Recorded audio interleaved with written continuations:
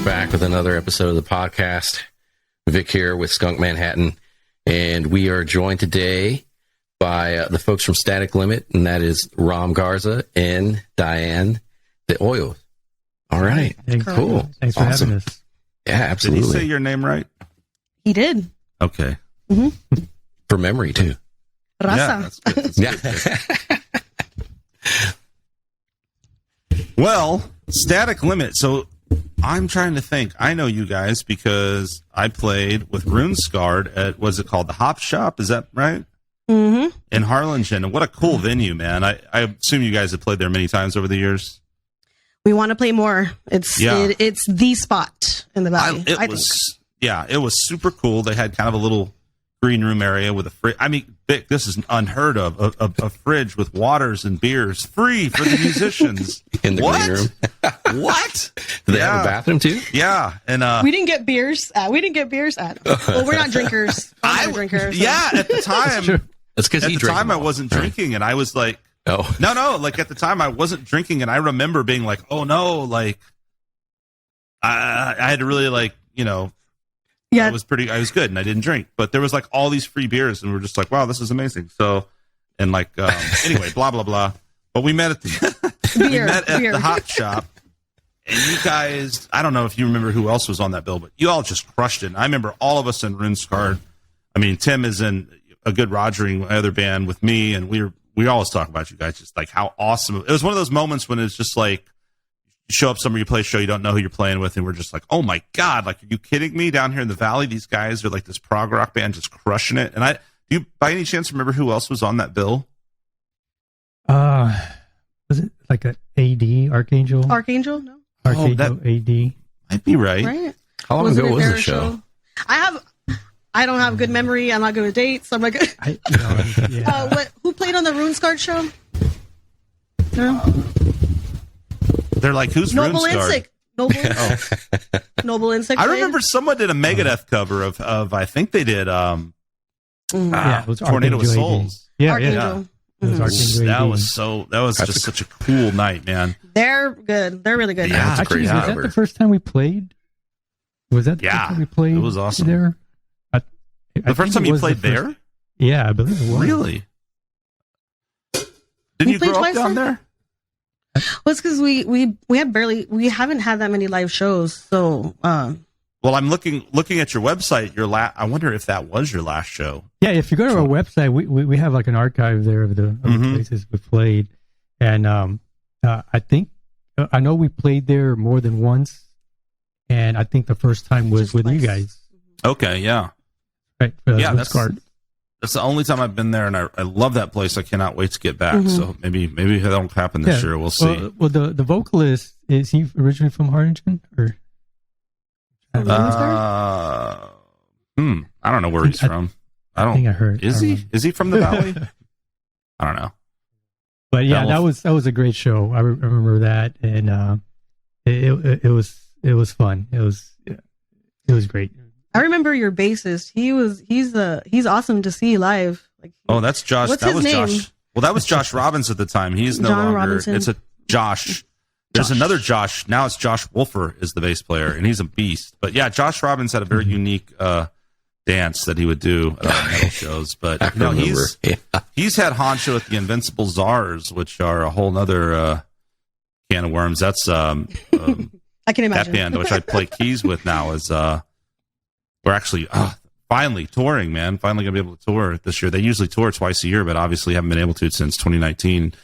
Doing writing original music to silent films, then playing in theaters and stuff. So that's a super cool project. But that's Josh Robbins, who you saw in a completely different context. the wild man bass player who runs around the stage and shakes his tush. I can't believe I just said that, but yeah, He does. that's true. Now you guys got the most played interesting for the Hop faces Shop. too, right?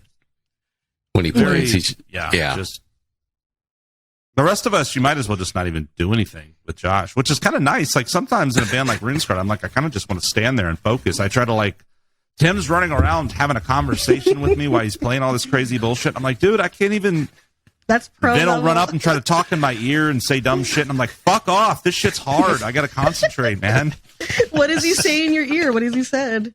Stuff like, I hate you, stuff like that. How do you not know where I'm from, you piece of shit? You know, that kind of stuff. You still owe me money? Band love. Yeah. Cena, how do you say this? Scene or Cine? Why can't I spell and talk? Cine. This is Cine El Rey in McAllen. What is that venue? It's historical. It's been around for a long time. They're always trying to, raise funds and to keep it open. A lot of shows, a lot of events there, and it's a big place too. Okay, so there's been a lot of big acts there. Mm-hmm. Okay, and it's downtown McAllen, very popular on 17th, right? 17th Street. Mm-hmm. So how far are you now? Where do you live? Are you in Harlingen or no? Where do you guys live? No, we're in McAllen. And how far is that from Harlingen? 40 minutes. 40. Okay, and it's also kind of it's not far from Brownsville either, right? Like an hour. It's like an hour. Mm-hmm. Okay, so not too bad. We go by time. I don't know if that's I don't go by miles. I go by time. Yeah. Yeah, I would imagine it's about 16 miles away. Yeah, we go by kilometers, Vic and I. We like to try to be European for no reason. Yeah. We're like the singer for Green Day. We like to pretend we're from England. But all the cities are very close by. I go to Harlingen for shows. I go to McAllen for shows. We go all over the place. It's not too far. It's just a little drive.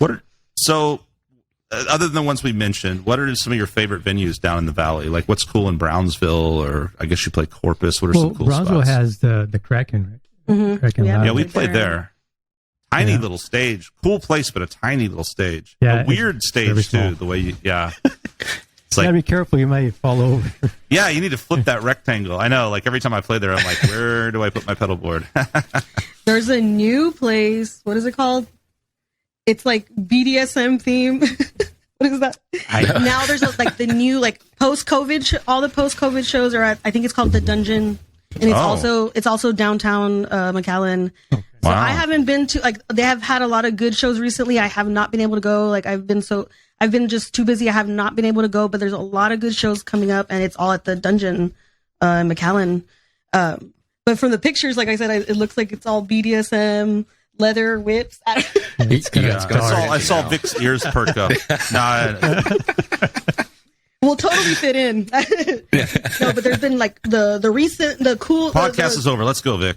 Yeah, driving to Brownsville tonight. I haven't been there. I want to go. I just haven't been there. But a lot of the latest shows I've seen that I'm like, oh, I really want to go, have been at that place. Yeah, and there's a lot of good shows coming. I'm missing out right now. I'm busy with work and school, so. But I see the flyers and I'm like, oh, I want to go. But yeah, it's post-COVID. Everything's coming out in different places. Have you heard of that coffee place in Alamo? It's an outdoor. Is it some 707 or 407? I don't know. Okay, I'm really bad with that. I haven't been there either, but there's been shows at this coffee place in Alamo as well. So it's been a little different post-COVID where, people are having shows. So coffee shops and bondage joints. These are this is the new live music scene in the valley. That's where it's headed. It's totally normal. Yeah. Cool. So now you guys, where are you from originally? I'm originally from San Juan, Texas, which is a couple of towns over from McAllen. Yeah. Okay. Here, Weslaco, it's just the city in between all these big cities. Weslaco, Texas. But I'm in the middle. I was in the perfect spot. I could go to Harlingen 20 minutes to my right, and I can go to McAllen 20 minutes to my left. So I was in a good spot, but now I live in McAllen. Okay. Mm-hmm. But you now, did y'all meet down there in the valley, or did you actually meet? Because didn't you both go to UT? Or am I wrong? Yeah, we met here in the valley, but we both we have a lot of graduated from University of Texas. Different times. Pan American when I was in Pan American too. I was the last year. Okay, yeah, because they changed actually to UTRGV now. Okay. We're both graduates of UT Pan American here in Edinburgh, Texas. Ah, okay. Oh, but we didn't go to school together or anything like that. But we just know a lot of the same people, same friends. Our main person was Joe, right?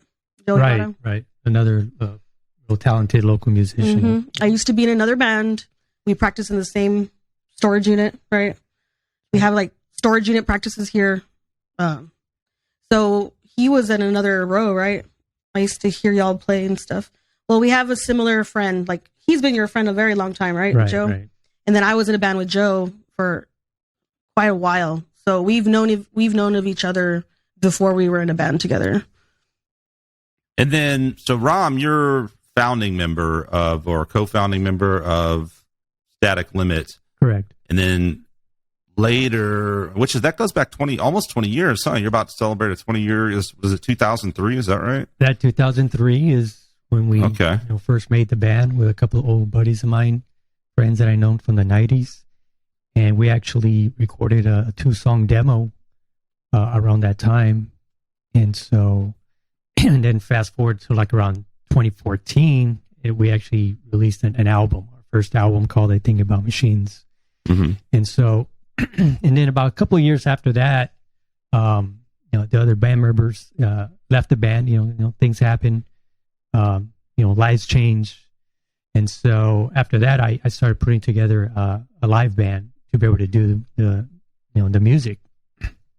And that's when I recruited Diana to play bass. And so we did an audition. She came in, she knocked it out, and that was it. And now we have a new album that just came out this past December, and it's some new material that we're real proud of, and right now we're in the process of rehearsing to be able to play shows this summer. So, awesome. That's great, man. Again. Mm-hmm. I think I had reached out to you guys about playing a Skunk Fest at one point, and I don't know if that was the one that fell apart in 2020 or the year prior and you couldn't do it. It was somewhere in there, but I imagine it would have been 2019 or maybe even 2020 if we played with you guys in 2019. But the new album is called, Vic and I were talking about it. We both listened to it, and it's totally awesome, man. I mean, I like everything I've heard that you've put out. But I'm going to make you say it so we don't say it wrong. The name of the record? Yeah. Oh, it's called Existentia. Existentia, like existential, but Existentia, right? Right. It's Latin. Cool. Yeah, man, really cool. Here's another thing, right? Right before you hopped on, Vic and I, we both were listening to music, and it was like, what? Now, obviously, you got some influences cited on your website bio and everything, and like as guitar guys, we're like, oh yeah, Satriani, Vi. I see all the usual suspects, all my huge influences for me too. A massive Satriani guy, Marty Friedman, Vi, of course, Paul Gilbert, John Petrucci. I saw you had Liquid Tension there, but where do you think? Is there any?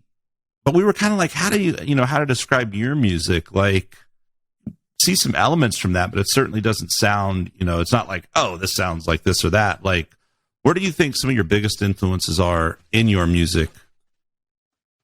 Well, I think, I listen to all kinds of stuff. But, one area that I like to listen to is movie scores. Mm-hmm. So, I've been, I liked a lot of, 80s music scores. And some of the new guys that are coming out now, like Hans Zimmer, is pretty cool to listen to. And obviously, Liquid Tension Experiment, Dream Theater, the whole prog metal, prog rock thing is a big influence. I mean, I grew up actually being more of a thrash death metal guy at the very beginning in the early 90s. Okay. And so, but eventually I started going, just more progressive metal, prog rock style. And eventually it just became, some people ask us, well, why don't you have vocalists? Why don't you get a vocalist? And it's just something that it just evolved into, we just enjoy doing instrumental. It's, I'm not going to rule it out. Maybe could possibly have like a guest vocalist, maybe for 1 or 2 songs. I never say never. Right. But right now, we just, our focus is just doing instrumental music. I like instrumental. Like, I have my previous band I was in was also instrumental.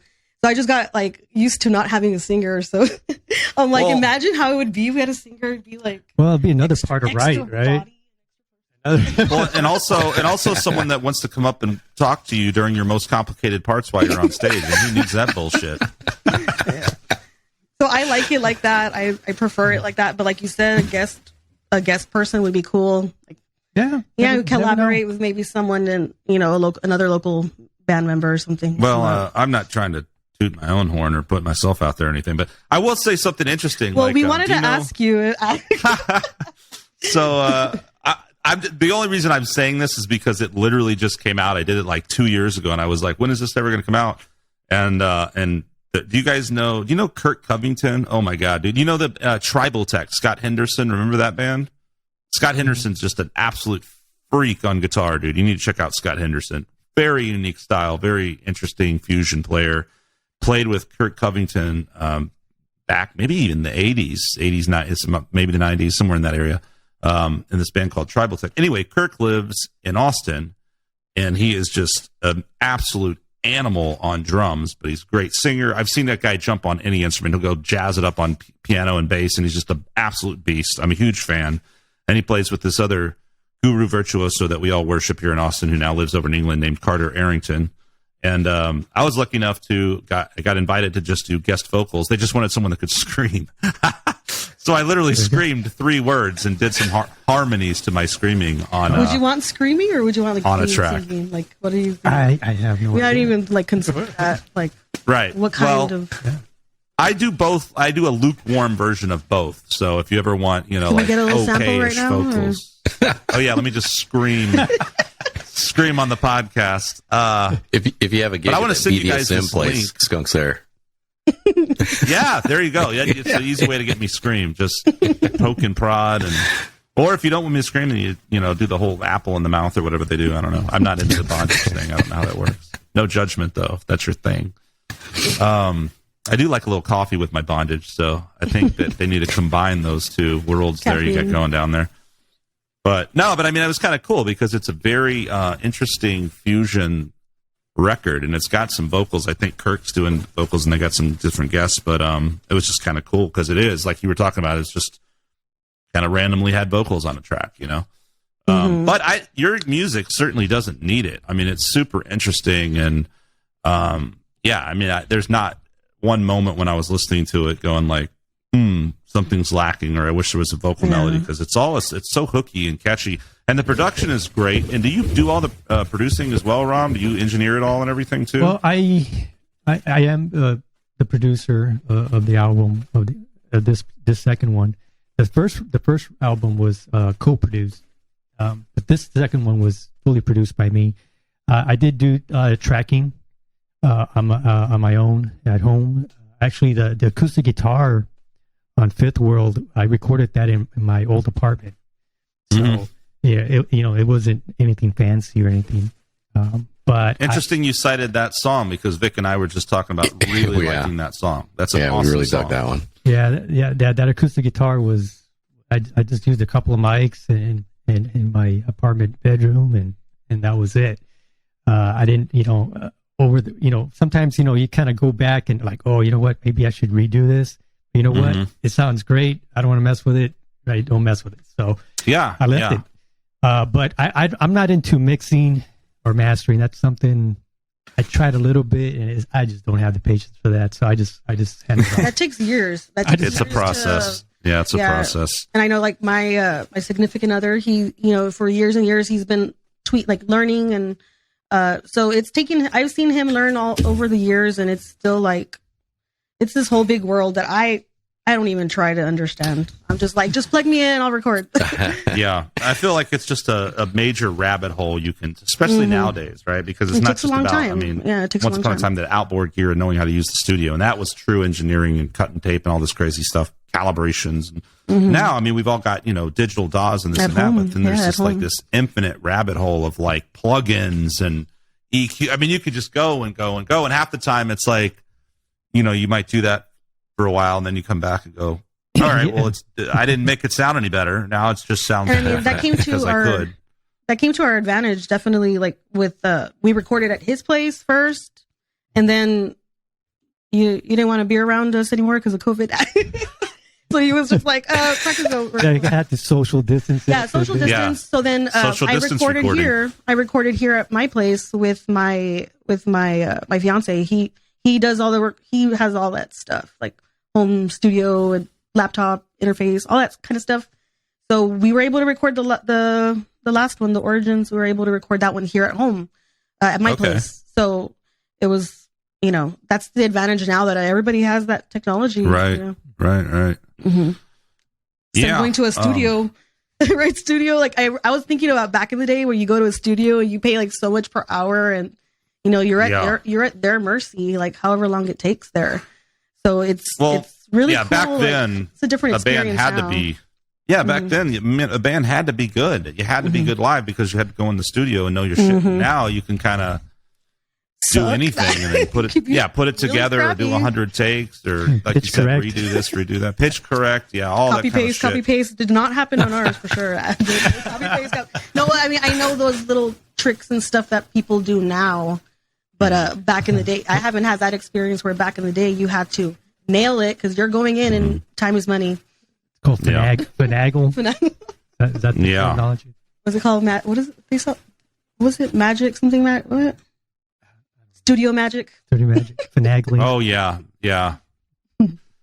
Right. I don't know. I mean, I think there's definitely advantages, obviously now, but the downside is to all the technology that now, like people that could have never in a million years made a record because they shouldn't be making records are now like, look at me, I'm a SoundCloud artist, and you're like, stop, please. But it is what it is.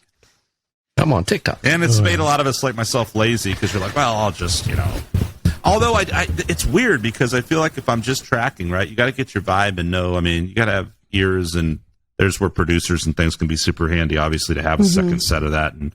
But knowing when something is in pitch enough or whatever. And I mean, some people are insane and they have perfect pitch and they can hear when things are a few cents off and all that. But most of us, kind of know, if it sounds good or not.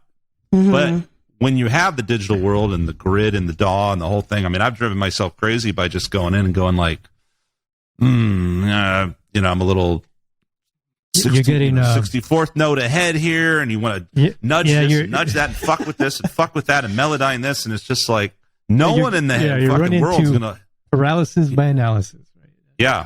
Yeah. Well, the new album that I have coming out, and which will be out by the time this comes out, is called Systematic Paralysis, and I feel like it's a very fitting title because, I mean, making an album is paralysis in of itself for me. Every time I do it, I just like, this is painful, but by choice. I don't know why. Why do I make it so painful? It seems like you guys have it much, you just do it yourself at your pace, and it comes out awesome. Yeah. I think you always got to catch yourself.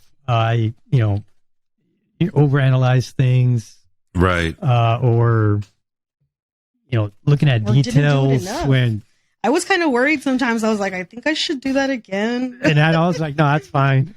I mean, it was different. And then recording with you, and then recording with my fiance was totally different. Like so no, like the ear is important. Things that I didn't pick up, they picked up. And that's why I think it's nice when you have, you don't want too many cooks in the kitchen, but having a good. Having a few different people you trust, right? No egos. You can bounce stuff off each other, make double sure. And if everyone's like, yeah, that sounds great, then you're good, and you need that sometimes to have, like we're saying, or you can drive yourself crazy when someone else, like, to me, sometimes just needs to be like, no, we're good enough. Yeah, it comes to a point. And I learned about all the playlists I used to do back in the day. Fucking figure it out and get it right. You don't want to have like 14 playlists to go through later. At least I don't want to do that. I've dealt with that a lot. One of the techniques that I have come to use in my creative process is what is called having an incubation period, which means you disconnect from whatever you're working on, like it could be a week or 2 weeks, and then come back and listen to it with fresh ears. And also, 100%. And also in a fresh environment too. I've noticed that for myself. Right. If I listen to something I'm working on in the same place, the same monitors, same home studio, it's like the brain kind of just tricks you. It's like, I've been here before. So a lot of times when I was, doing these demos, I would listen to it like in the car, right, while I'm driving, or maybe if I'm doing some work and I have to stop by the library, I would listen to it in the library, with my earbuds. And so I'm tricking myself. My mind is like, oh, you're in a different environment. You're listening to something new. Really, you're not. But 100%, dude. And the incubation period, I've been known to have those that lasted for like 4 or 5 years. They go in the vault. yeah, and then resurrect them and take another 4 years and then call it an album. But no, it's true, man. I think that's actually huge to be able to, especially when you get to that mixing process, because you get so attached and so hung up on things that might not even notice, or no one else would even notice, or what. You kind of got to step away sometimes, come back with a fresh perspective, yes, and not focused on certain things maybe, and then you kind of get a better sense of how it really sounds. I thought you were going to be more picky I thought he was going to be more picky than he was, though, because anybody who knows him, he's a perfectionist. I think, in my opinion. So when I recorded him, I'm like, okay, he's going to bug me about every little thing, but actually he wasn't that picky. Yeah. I was surprised about that.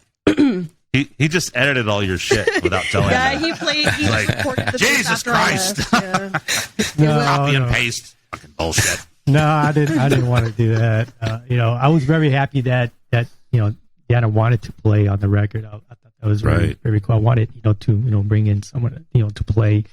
But no, I would have not done that. Wasn't it the Foo Fighters where, what's his name, re-recorded the whole drums tracks? Oh, probably Dave Grohl. I have no idea. No, I haven't. Oh man, that's happened a lot. I think. Yeah, I remember that, and I thought that was like, wow, and the guy didn't know, the drummer didn't know until like. That's something people say when you leave a band. They're like, you never recorded any of your part. Anyway, yeah, I re-recorded all of your part. That's just saying I fucked someone else when a relationship goes south. In Megadeth days, right? All his parts were scrapped. Mm-hmm. That's what I heard. And they were re-recorded by Steve, the Testament bass player. What? That's what I heard. Dave Mustaine? Yeah, I think. On what album? On the new one. On what album? I don't know. Is it current? On the new album? Yeah, the new album. Interesting. Dave, the guy who got fired. Listen to New Megadeth. Dave Elson. Oh, well, yeah, he got fired. Dave Elson. Yeah, and all his bass tracks were like redone. Oh, that makes sense. About Dave? No, I haven't. I can totally see that they would do that. That was just weird. happened not too long ago. Last year, right? Dave got me too'd, right? Yeah, Dave was pulling his willy out on his webcam. I didn't even look into the story, to be honest. But I guess I don't really care. But then I thought it was kind of, she was of age, right? Yeah, so I think it was kind of like one of those things where everybody jumped on the bandwagon first, and then later it came out that it really wasn't that bad. It's not cool what he did, but it was not that bad. But at least she wasn't a minor. The law. It's not against the law. Yeah. At least he's not Jared from Subway. Yeah, so tracks from records have been scrapped before. But that didn't happen here, right? No, it didn't happen. I'm not. Just gonna go back and really carefully. We're just gonna really carefully listen to this album tonight. I can tell. I don't remember doing that, Phil. Where's my Phil? Who do we send? We send it off to Widowmaker. Yeah, we got it mixed and mastered at here in McAllen, Widowmaker Studios, with a friend of mine, a bandmate from another band, Josh Lopez. So he does some really good metal, mixing and mastering. So he probably played my bass parts. So if anybody did that, it would be. Well, yeah. I'm kidding. No, I did. I played him. No, it's all you. Yeah, it's all me. You. I know your style from the one time we saw you, and when I heard the record, I was like, it's her. That's definitely her playing. Yeah, so definitely right now in the process, part of the rehearsals we're doing right now is to be able to kind of reproduce those sounds with our gear. Oh, So that's kind of the new challenges that we have right now too. Gear. Speaking of gear, what do you use? What is your rigs? Your rig? What are your rigs? Right now, when the record, we used, I recorded what's called DI tracks, right? And so those tracks were then reamped in the studio, and we used a Mesa Boogie rectifier, and I believe it was an overdrive by Aries Effects. Okay. And so that was the guitars that was done there at the studio. And me personally, right now, I have Mesa Boogie Traxxas and a Mesa Boogie 290 and a pedal board. That's what I have right now. And you didn't have that pedal board the first time around, right? No, I did. Now this time around, like we're having boards set up, and I've always had like pedals. I've had boards, but like to play live, I felt like it just made it so complicated that I just less is more for me, right? But this time around, we're setting up boards. Like we're going to focus more on the tone this time around, like really getting that sound good for live. And the bass track was that glass, right? That we use dark glass. Dark glass. There you go. Yeah, those are badass. I just have the earlier the BK3. I know they have other ones, but I haven't. It's money. That's expensive. And so you actually tracked that at your place, like your partner tracked it, or husband? I can't remember. That. 4 of them were at his place, and then the last one was here. But the last one might as well have been 5 songs, right? It was the last track, which is five little songs. Oh, the 5 parts. Yeah. So it's not like one. Like you have different tracks. Yeah, someone can skip over if they don't like it. Oh. I love the way you've totally gotten on Spotify and checked this out. so it's 5 different songs? Oh, yeah, cool. It's 17 minutes. I thought it was just one big one. Well, it is. It is one big song, 17-minute song. But you split it up. I split it into 5 parts. Yeah. So do we have 5 songs or do we have 9 songs? So if you were doing, and you did CDs, did you do vinyl as well, or? Not yet. Not yet, but on CDs, is that like, what am I thinking? CDs don't have 2 sides. I guess if you had vinyl or tape, though, that basically Origins would be like side 2, B, right? Yeah, I don't. Yeah, eventually. Who knows? If there's demand, are vinyls big in your area? Like local bands make their. Yeah, I mean they do sometimes, but they're expensive and all that stuff. So I'm in the same boat. I'm sitting here going like, yeah, I want to. I feel like it's more like a novel, like it has to be a really, really good album, and it's like okay. Well, I also think it's contingent on how much you. Same with CDs. Like I would never do CDs at this point. Who would do CDs unless you're going to play shows, right? Because most people are just going to buy things digitally now or just stream them, right? So, whenever once upon a time did the replication CDs like we all did. Now I'm just like I'll just do like 50 CDs at a time or something, if just for shows. But I would love that to, at some point, ideally, be able to play enough shows where I could go, okay, I can sort of justify a vinyl run, because I would love to do it with, the new music and the artwork and everything, and have that cool package. You can do whatever you want. Yeah. Well, money, but I mean, but like, definitely money. That money. But like you were saying, I mean, I think a lot of us old school guys too, and the rock stuff, the kind of stuff we came up on, like. You tend to think of things in album ways. So I have a connected 2 tracks, and I very much like to think of things as a side 1, side 2, even if it's just, a streaming thing or all on one CD, whatever. That's what's missing. And I know I bought a 2022 car and it doesn't have a CD player. So I'm like, where do I play my CD? And we have an old, system here that I can put it, but I think if I buy CDs, it's more just to have it and support the band. Yeah. And support have it. It's like an article, Exactly. I agree. Yeah. And it's cool because it's kind of a souvenir. And especially when a new album comes out and something like that. I mean, I finally, for the first time, I did like a crowdfunding thing so then I did it for that reason, and people got like advance, copies and that kind of thing. But I think little things like that, and obviously it shows, like I think there's always that in the moment excitement when you see a band that you like, or it's a band that you like and they have something new, you want a physical thing. I don't think that's changed. And I think especially if you're playing multiple shows and getting in front of people consistently, it makes a lot of sense to have those physical products. But especially as we all know over the last 2 years. What are you saying?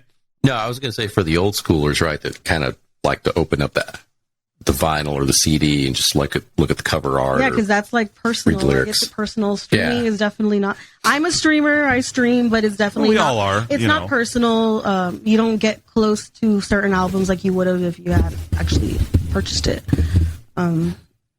And the artwork too. So I want to talk about this artwork. Who does the artwork? That was Art Alcantar from San Antonio. He's an old friend of mine from the 90s also. And so, yeah, I hired him to do that and, give him some ideas, kind of brainstorm some stuff, and he did his magic. That's what it came out. Yeah, it looks really cool, man. The 90s is like 30 years ago. Right? No, wait, is it 20 years ago? Long time ago. Like you see the 90s. Here's what's I know, right? Dude, look at my beard over here. Like, here's the it like feels Santa like Claus. It was just I know, and we all grew up. We all know, like every generation, probably like the baby boomers, they all think our generation's the best. But I mean, I don't know. The 90s was pretty freaking rad. 80s and 90s. I mean, a lot of great music. The explosion that happened in the early 90s, I don't think there'll never be another movement like that. I mean, that was unbelievable. All the great albums that came out and how much amazing stuff was in the mainstream from multiple genres. It was an amazing time. And I think that influenced all of us, whether we grew up, whether we were from the 60s and 70s or whether we were born then. It's just had this huge impact. Actually, if you think about it, like that artwork, Alice in Chains, one of the Alice in Chains album cover was an influence behind that. Yes. That whole amber, like the orange. the colors, like the ambers, the color of the not facelift. Dirt, maybe? No.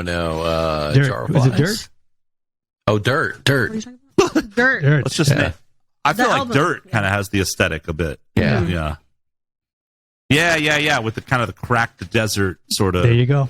Yeah. There you go. So there's some influence. He's very methodical. He doesn't want to admit it. No, the first album that y'all had was blue and kind of like machine, mechanical. And then this one, like you said, was more like you wanted to go somewhere different, more earthy nature. Right. Opposite of the first album. Yeah, right? Yeah. I'm always, He thinks. Yeah, I think about it's important. Real deep. Yeah, it's Real important, deep. man. I mean, the aesthetics are important, and I especially, speaking of that, just in the trajectory of what I've done with my band, it's like doing things by myself where I literally used a picture from a zoo and like penguins, and that was our first album cover. And then the next one, I like tried to do some stuff, and it's like okay.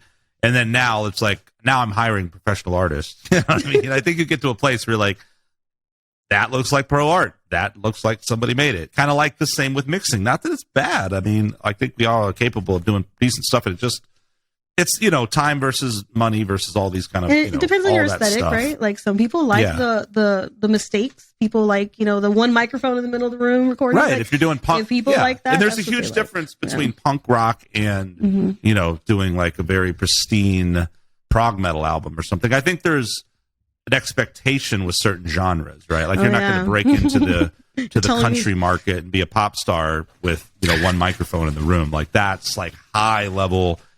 Speaking of everything perfect, everything auto-tuned and gridded to death perfection, right? Because you can, and that's the pop world standard now, I guess. But punk rock, who gives a shit? You're doing it wrong if you do all that. So what about prog? What you do guys they say about it? Prog, got to be clean, right? Got to be on. For prog, yeah, things got to be clear. You could hear all the little pick sound nuances. Nowadays, it's not the '80s where you could just put 1,000 miles of delay and reverb on everything, and it just was a sea of trebly notes. Not to say that those guys couldn't play, the masters like Paul Gilbert and all that, but yeah, I think I like the tones and the way tones have moved. Oh, and actually, I want to talk about that too. Obviously, you're using 7-string guitars. Yes. Right? And are you doing detuning at all too, or is B as low as you go? No, there was the song Symbiont has a drop A. Okay. Oh, yeah. Okay, cool. Yeah, and those riffs sound so. Man, that tone is such a great tone, and I love it. And I feel like Petrucci has gotten it. The Mesa Boogie, right? Oh yeah, that Mesa tone has such a crisp, clear, clean. Huge note. It's not messy. I think that's the thing too. I think that you see that in more maybe experienced players, like what I mean. Like in the beginning, you want to. What do we all do? We like, and I still do. Like you want too much reverb, too much this, too much that.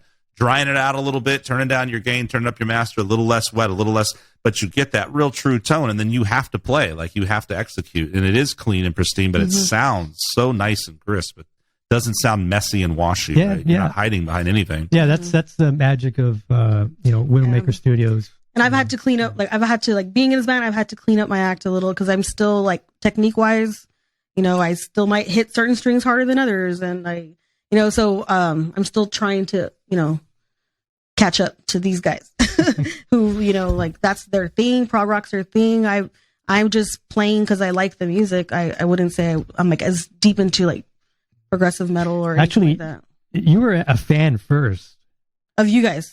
Yeah. So that's well, yeah, like his bass player, like I mean, I'm like nowhere near his first bass player's like abilities. Like I enjoy playing his stuff, and it was a challenge, and that was just what was more exciting. Like the bass player like wrote really good lines and everything for the first album. And he had asked me before to be in the band, and I was like, I can't do that. Like I can't play that. And then like years later, he asked me again, and I was like, you know what, just let me try one song. And then it was just so fun to play. Like it was just so fun to learn. And I was just like, okay, this is a totally different. So it was different for me. I like metal and all that, but like prog metal, like I was never really like, into. So I've had to clean up my act playing with them because of that. Like you said, the expectation of the genre, right? Mm-hmm. Yeah. It's like being RuneScarred. I have no business playing any of those riffs.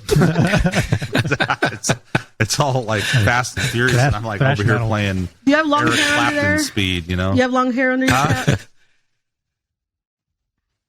Okay, because I saw one of y'all's videos, and I was like, I think that's the guy. He had like long hair. Yeah. It's been. You have a lot of content. You have a lot of content. RuneScarred, yeah. There's they cranked it out pretty quick. Like they had an EP, then an album that came out right. We did, I think, a show, maybe two, and then the world shut down. And then over the pandemic, speaking of all this remote recording that everyone's been doing, like we did I really like the latest RuneScarred. If you haven't heard it, it's called Acoustaments or something, and it's acoustic versions of some of the metal songs on the first two releases. And I've seen like videos. The videos of y'all sitting like, is that? We shot like 6 fucking videos, maybe not 6. I think like 4 videos in one day. Wow. Yeah, we just went and played all the songs live and like faked our asses off because it was during COVID and nobody had actually been in a room together. Yeah, that's cool. But that would have been the time. No, it's cool because it about putting content out. And I mean, that would have been the time, right? For like, oh, we have time to jam and like, but like our band, we decided to. No, I'm the same way. I didn't want to be. And my fiance was here at the time, like when everything shut down, and we just hunkered down, and we were just like, I think it brought out the introvert sides of us. We were just like, it made it easy to be like, no people in my life, we just like stayed home. I loved it. I felt at peace. Yeah, I kind of like it too. I am happy to kind of be able to go play again, especially in certain contexts and certain gigs or whatever. But yeah, I don't know. I definitely went and became a hermit, and I mean, I didn't. Yeah, I was the one guy in a lot of bands that I would not like with RuneScarred. I just didn't even show up. I recorded everything remote, and the first time I think I'd seen anybody in like a year was when we got together and did those videos. Actually, that's cool. Yeah, when you catch up, they have a lot of videos. Yeah, we only have one video, so yeah, we have a video. Yeah, we did. Yeah, well, Vin does videography and film stuff, so he's always working on it. I saw that you had some videos on your site, but I didn't watch. Are some of them like play along or live, but you actually have an official video too, or what? Yeah, we did a playthrough. Yeah, we have one like official, right? Like it's a playthrough of a song. Yeah, one me of the songs. and Dad are doing a playthrough. But the rest is just live footage. What's the playthrough song? It's Veil of Illusion. Yes, Veil of Illusion, and that's off the old record, not the new one. No, it's a new one. It is on the new one. It's the opening track. Did that. Yeah, we're. Oh, Jesus Christ! Of course it is, because I remember listening to it, and I was like, and then I listened to that single, and then no, who cares? But point is I knew it was the opening track because I listened to it today. Boom, boom, boom, boom. Yeah. Oh, you've got another single too that I haven't listened to. That was shot in my living room. Nice. Oh yeah, we did that. That was a whole thing. Oh, too. It is okay. Track one too. But yeah, it was a whole thing too. Like, getting Josh Lopez again. The lights, the cameras. Oh yeah. Setting up everything, chairs. I don't like cameras. I don't like being seen, but I know it's part of. If I want to keep playing, that's part of it, right? All right. Well, that comes back to how we started this. We'll chop you out of the frame. So you don't we can edit this out. We'll just see your arm the whole time. Like should have put a little sock puppet on and just done the interview. Now on the album, it's you two obviously, but are the live members of the band on there too, playing drums and everything, or no? No, it's just me and Diana. And okay, yeah, I played majority of the synthesizers. And the guitars, and Diana did the bass, and the drums are MIDI tune track by Tune Track, superior drummer, superior drummer 2. Okay, yep, I got the same thing. Yeah, 3 is out already, but we use 2. So a lot of MIDI, That's a a process right there. Yeah, man. That's why it took a long time. Jeez, yeah, no, that's impressive, and they sound great, man. Oh yeah. Tune Track, very cool, very amazing sounds, samples. They're real drum sets. They're recorded in professional studios, and they sound great. Of course, we got the raw tracks, and then at Widowmaker Studios they mix the drums. Right. Yeah. Right. Exactly. So, and that's the thing about Superior Drummer. I've used it forever for demos and stuff, but I've never really. And sometimes I'll blend some stuff with drums depending on what I'm, whatever. But I've never actually split them out. Like, so what would I would just be a drum track, right? So you would actually take. I'm kind of curious how you went about this when you're programming your drums. Do you do them all together and then just export each drum as one file, so there's a kick drum and a snare drum and everything is separated. I mean, like obviously 20 tracks or something like that. It was, and so you have you even do it too. I guess you could take the cool thing, right? You could have your kick drum, and then you could say like, okay, this kick drum is going to be, and then you just go change settings. It's going to be this. It's going to be this mic, right? And this with these parameters, and then so you actually get different tonal colors from one MIDI note, right? And then do that with snares. I would guess. I guess maybe that's more the mixer's world doing that. Yeah, when he started, I provided him all the project. We used what was the program? The DAW Reaper. That's what we used, because normally I was a Motu guy for many years, digital performer, and I switched over to Reaper. So when we were collaborating together with Josh Lopez, who's doing the mixing, that's what he uses. So I wanted to make the transition as seamless as possible. So I switched to the tools he used to make it easy. All I've heard about Reaper for a lot of tracks. It's crazy. Yeah. But I've heard about Reaper for years, and that software, I think you get a free trial, a pretty long one even, but it's pretty cheap, and I'm hearing a lot of people say good things about that, and I actually did like when I was saying I had like an advanced CD, I just mastered it before the final album was, mastered officially or whatever. But I used Reaper for that and did CDs from it and everything. And I was like, wow, I was really impressed with it for what it is. It seems like it's pretty legit and like super cost effective. Yeah, it doesn't cost and that was the whole thing, right? Like Pro Tools, do what we can, hundreds of dollars. Cost effective. Do what we can. Pro Tools is what, subscription now or something like that?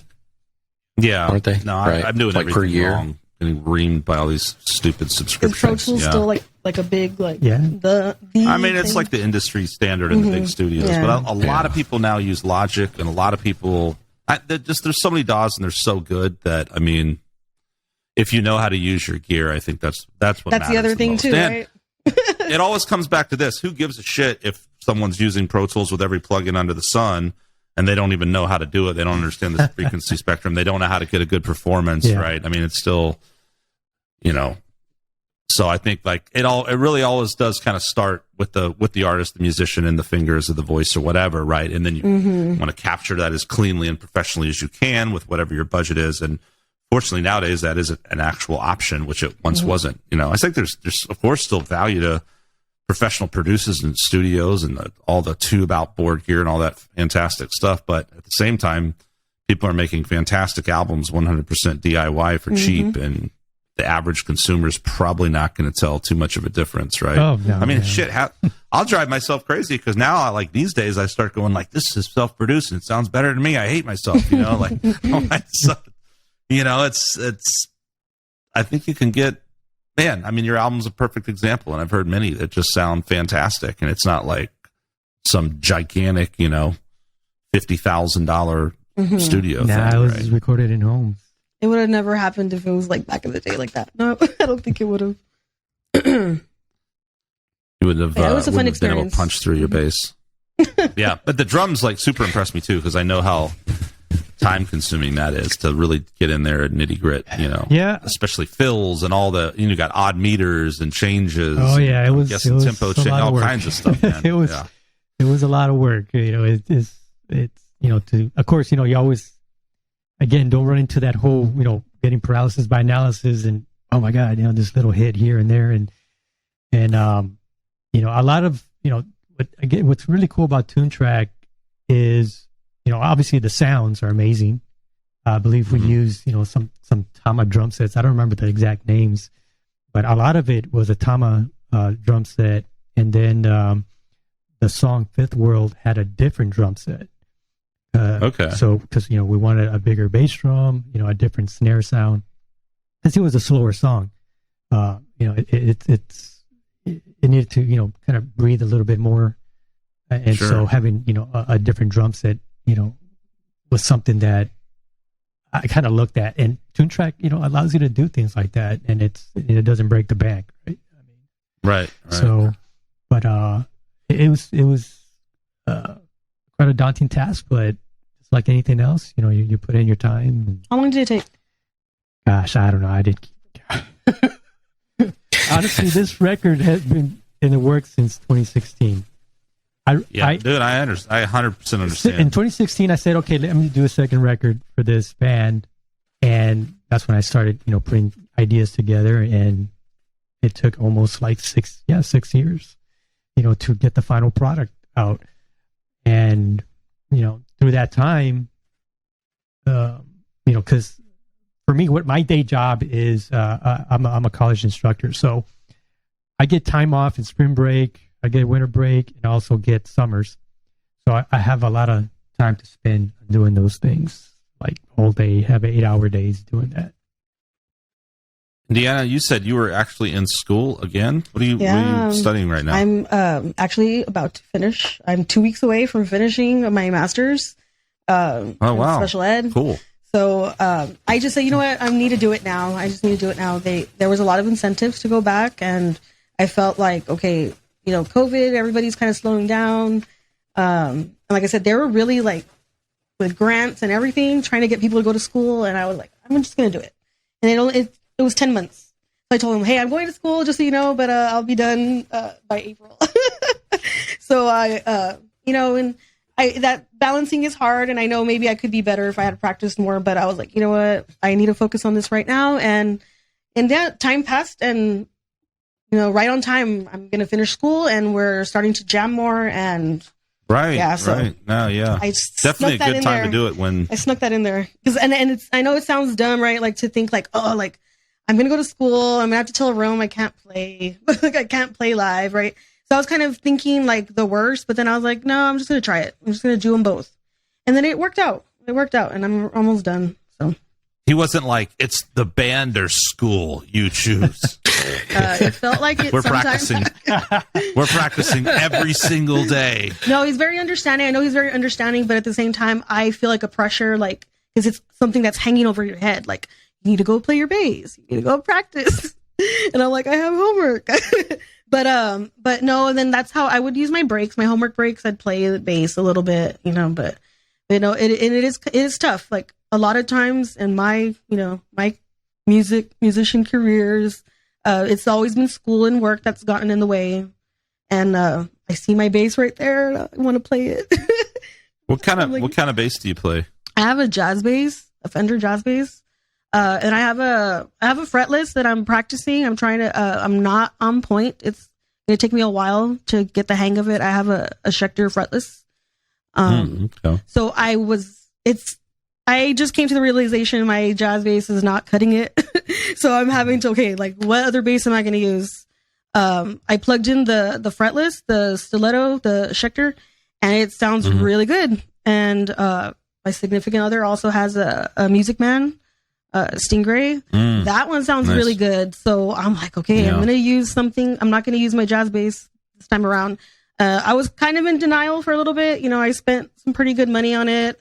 I played it for a long time. I had issues with the pickups, and there was just a lot of things going on. But whenever I'd plug in another bass, I heard a big difference. So I was like, you know what? I'm sorry. Can't play the jazz bass. Like, I'm not going to play it this time around live shows.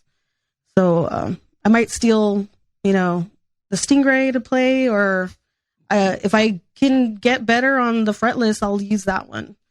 But that's taking me time. Was that fretless used? That fretless was used on Fifth World. And I love that all these different things that I'm hearing about Fifth World. Yeah, that one track. That one was the fretless. That one I used the fretless bass. And that's where I started noticing, okay, this bass sounds way better. So I just need to, push myself to practice more on that fretless, and that'd be cool to play live. It just sounds really good. And I know I didn't get to answer about the gear, but I just bought, I know I had a Aguilad, amp for a while. And I just finally got the matching cab for it. It looks beautiful, ready for live shows. And I'm still working on my rig. I'm set on what I'm going to do live. For sure, I wanted to do something more travel friendly. It's small. We have, I'm still small rig. I can't. I'm not strong. My back hurts too. Yeah, we're getting older. I don't want to be lugging around a head. Well, everyone's just I'll just get a Kemper. Just something small. I have a 210 right now, but then I do want to get the 15 eventually, and it does look cool. It looks cool. On stage, you want something big. And I've used a 610 Ampeg before, and it looks great. It's just, banging your car, it's scratching your car, right. And it's just so heavy. And so I mean, I know back in the day, everybody had a lot big stacks and everything. Now I think everybody's just downsizing. Yeah, for local shows. The half stack, the half stack was the normal, the standard of local bands. Yeah, well, once upon a time, I mean, go back to the 90s even, I guess it was cutting edge technology back then, just having digital anything, right? And that's what you had. You had either a tube amp or a solid state amp, typically. And if you were in a metal rock band, you probably had a head and either a, half stack or a full stack. Although I can't stand when bands play little dive bars with a full stack and just blow your eardrums out because there's just no call for it. I don't know if you do that or not. No. I mean, if you want to look cool, fucking hook them up, but don't use both of them. Jesus Christ. I kind of did at the Hop Shop though. I used the 610 there, and it's not a big place. But I mean, it's not like I blew everybody's ears off. It was all right. Only at the BDSM place. It looks cool because they paid for that, cool. right? You want to look cool? Yeah. So for sure, I'll probably get a 212 and a head. I think that's what I'm leaning for local shows. I mean, why do you need to go more than 500 watts? Well, mine is 500 watts. Why do you need more than that for local shows? What kind of guitars do you play, Rom? I used the Steve I Universe 7-string. Okay. Yeah. I used a Legator 8-string also on the record, and those are the only two guitars I used on the record. Actually, all the clean tones. The clean tone stuff was with the Ibanez Universe on the single coil. So that's something I actually went into thinking, okay, the single coil clean tones, it's something I wanted to explore. So all the clean tones, electric guitar clean tones on the record was with the Ibanez single coil, because that Universe by Steve Vai has got a humbucker in the bridge, it's got a humbucker on the neck, and then there's a single one in the middle. Oh, in the middle. So you kind of get that Strat. That's one thing I love about Strats, the versatility of tone, and you can really pull those beautiful single tone coil tones out of there. that you just maybe not going to get from a double humbucker guitar. So it's kind of cool. They got that in the middle, and you were able to coax that out of there. Yeah, are you all picky about strings? Like some people are picky about strings, other people don't give a shit. Curious. I use hybrids. I use hybrids. I feel for me, it's just like what's your gauge? I know like up to right now I have like a thicker gauge. I think I need to go like to a smaller one because I don't know bass gauges anyway, so you could say fucking anything and I'd be like, oh, okay. I think it's like the bigger one was like 15. I don't know. Is that a number? Light? Is that a number? Is that one of the numbers? That sounds light for a bass. Maybe. I don't know. I don't know. I just hybrids. Buy them and so they're like 10s on the lower end. They're like 10s. And then like real beefy. Yeah. And then on the high notes, they're like 9s. I got like a thicker gauge for like for the B, right? But then now I'm like, I think I need to go lighter now because. So you play a 5-string bass? Yeah. I've always played a 5-string because a lot of the bands I play. The jazz bass is a. I have a 5-string. I have a 5. Yeah. It's. I didn't even realize that. I was just assuming it was 4. I thought maybe the Ernie Ball would be a 5-string, but I didn't even realize. No, the jazz bass is a 5-string. Oh wow. I don't even have a 4-string. I'm like, I need to buy one, a 4-string bass. 5-string basses are so fun. Like 7-string. Here's the thing. Like, I mean, I can play bass. I'm not like a bass player, right? But I love playing bass and I love writing bass lines and I play some bass here and there. But like, I like playing 5-string bass because you just get that low. You can just get under there and get that low B and low D, and it's different, right? Than the D, like you said, like. You got a thicker string. The note sounds different from one string to the next, even if it's the same note. Right. Mm-hmm.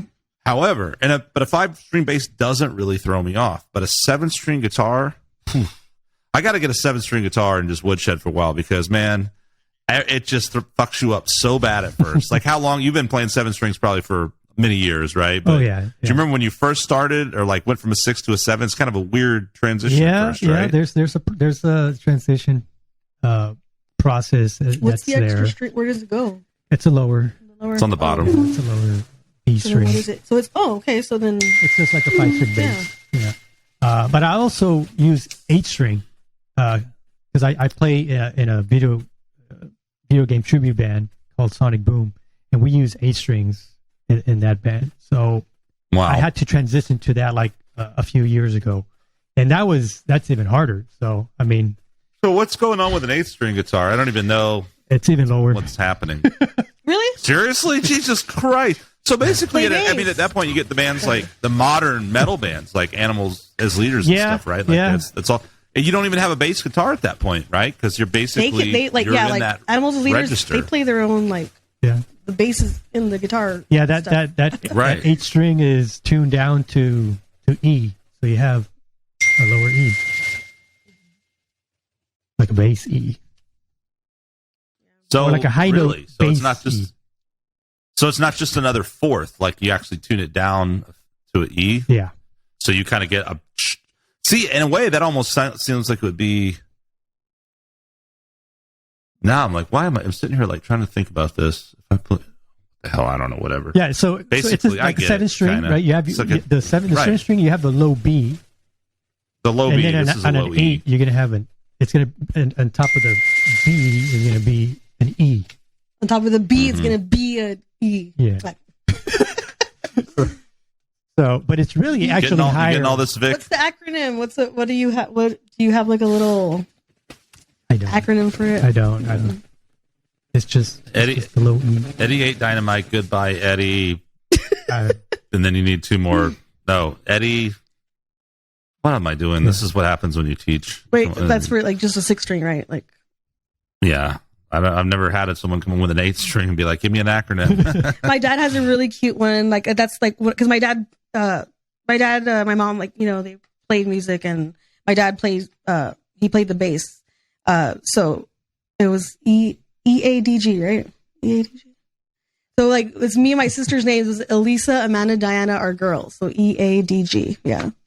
Like those little things help here and there to remember.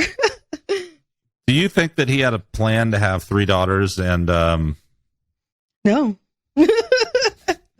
There's no, and none of it was planned. My first child's name has to start with an E. The second child's name has to start with an A. They named us after streets. They'll deny it, but they named us after streets. So, and where my grandma used to live. So there's Elisa Lane, Diana Drive. So no, but yeah, it wasn't after the strings or nothing. I actually think my dad picked up the bass after we were like, I was already born and stuff. So it wasn't like before. So it's a coincidence. Yeah, it was just a coincidence. But do you still play with?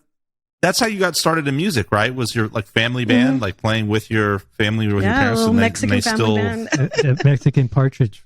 Yeah, the Mexican like Partridge family. Yeah. What kind of like top 40 stuff, or like? It was just a mix. Like we're in the border town. It was a mix of border town stuff, like country, Spanish music, Mexican music, Tex-Mex, and then country, because we played for a lot of winter Texans that would come down here, and they would give my mom CDs, not CDs, sorry, tapes of like Willie Nelson, Patsy Cline, Dolly Parton. They're like, can you play these songs? Can you learn these songs? So then that's just how the two, worlds collided here in the Valley. Like are my mom's Mexican influences, and then the winter Texan influences that they requested certain songs. So yeah, it was just a mix. It was and it's really cool. Long story, but yeah, I came from like a little Mexican family band. As a general rule, would you say that the bass lines for those styles are relatively simple, or do you see some pretty crazy things here and there? I would think they don't rival the prog rock world. But. Very simple, very simple. I mean, I think it's always a good starter. Like very clean, very basic, like very basic. I guess that's where I like learn my rhythm, my timing. Like it's just, but I mean, as far as getting more, that's where it got me started. And then I started listening to metal. And I wanted to play more complicated things. Right. But like, I've heard some Tejano, I've heard some stuff where like these bass players nowadays, they're crazy. Like they're tapping, they're slapping, they're doing all these crazy things. Like some big Tejano bands with crazy bass players. Bass is typically very clean, right?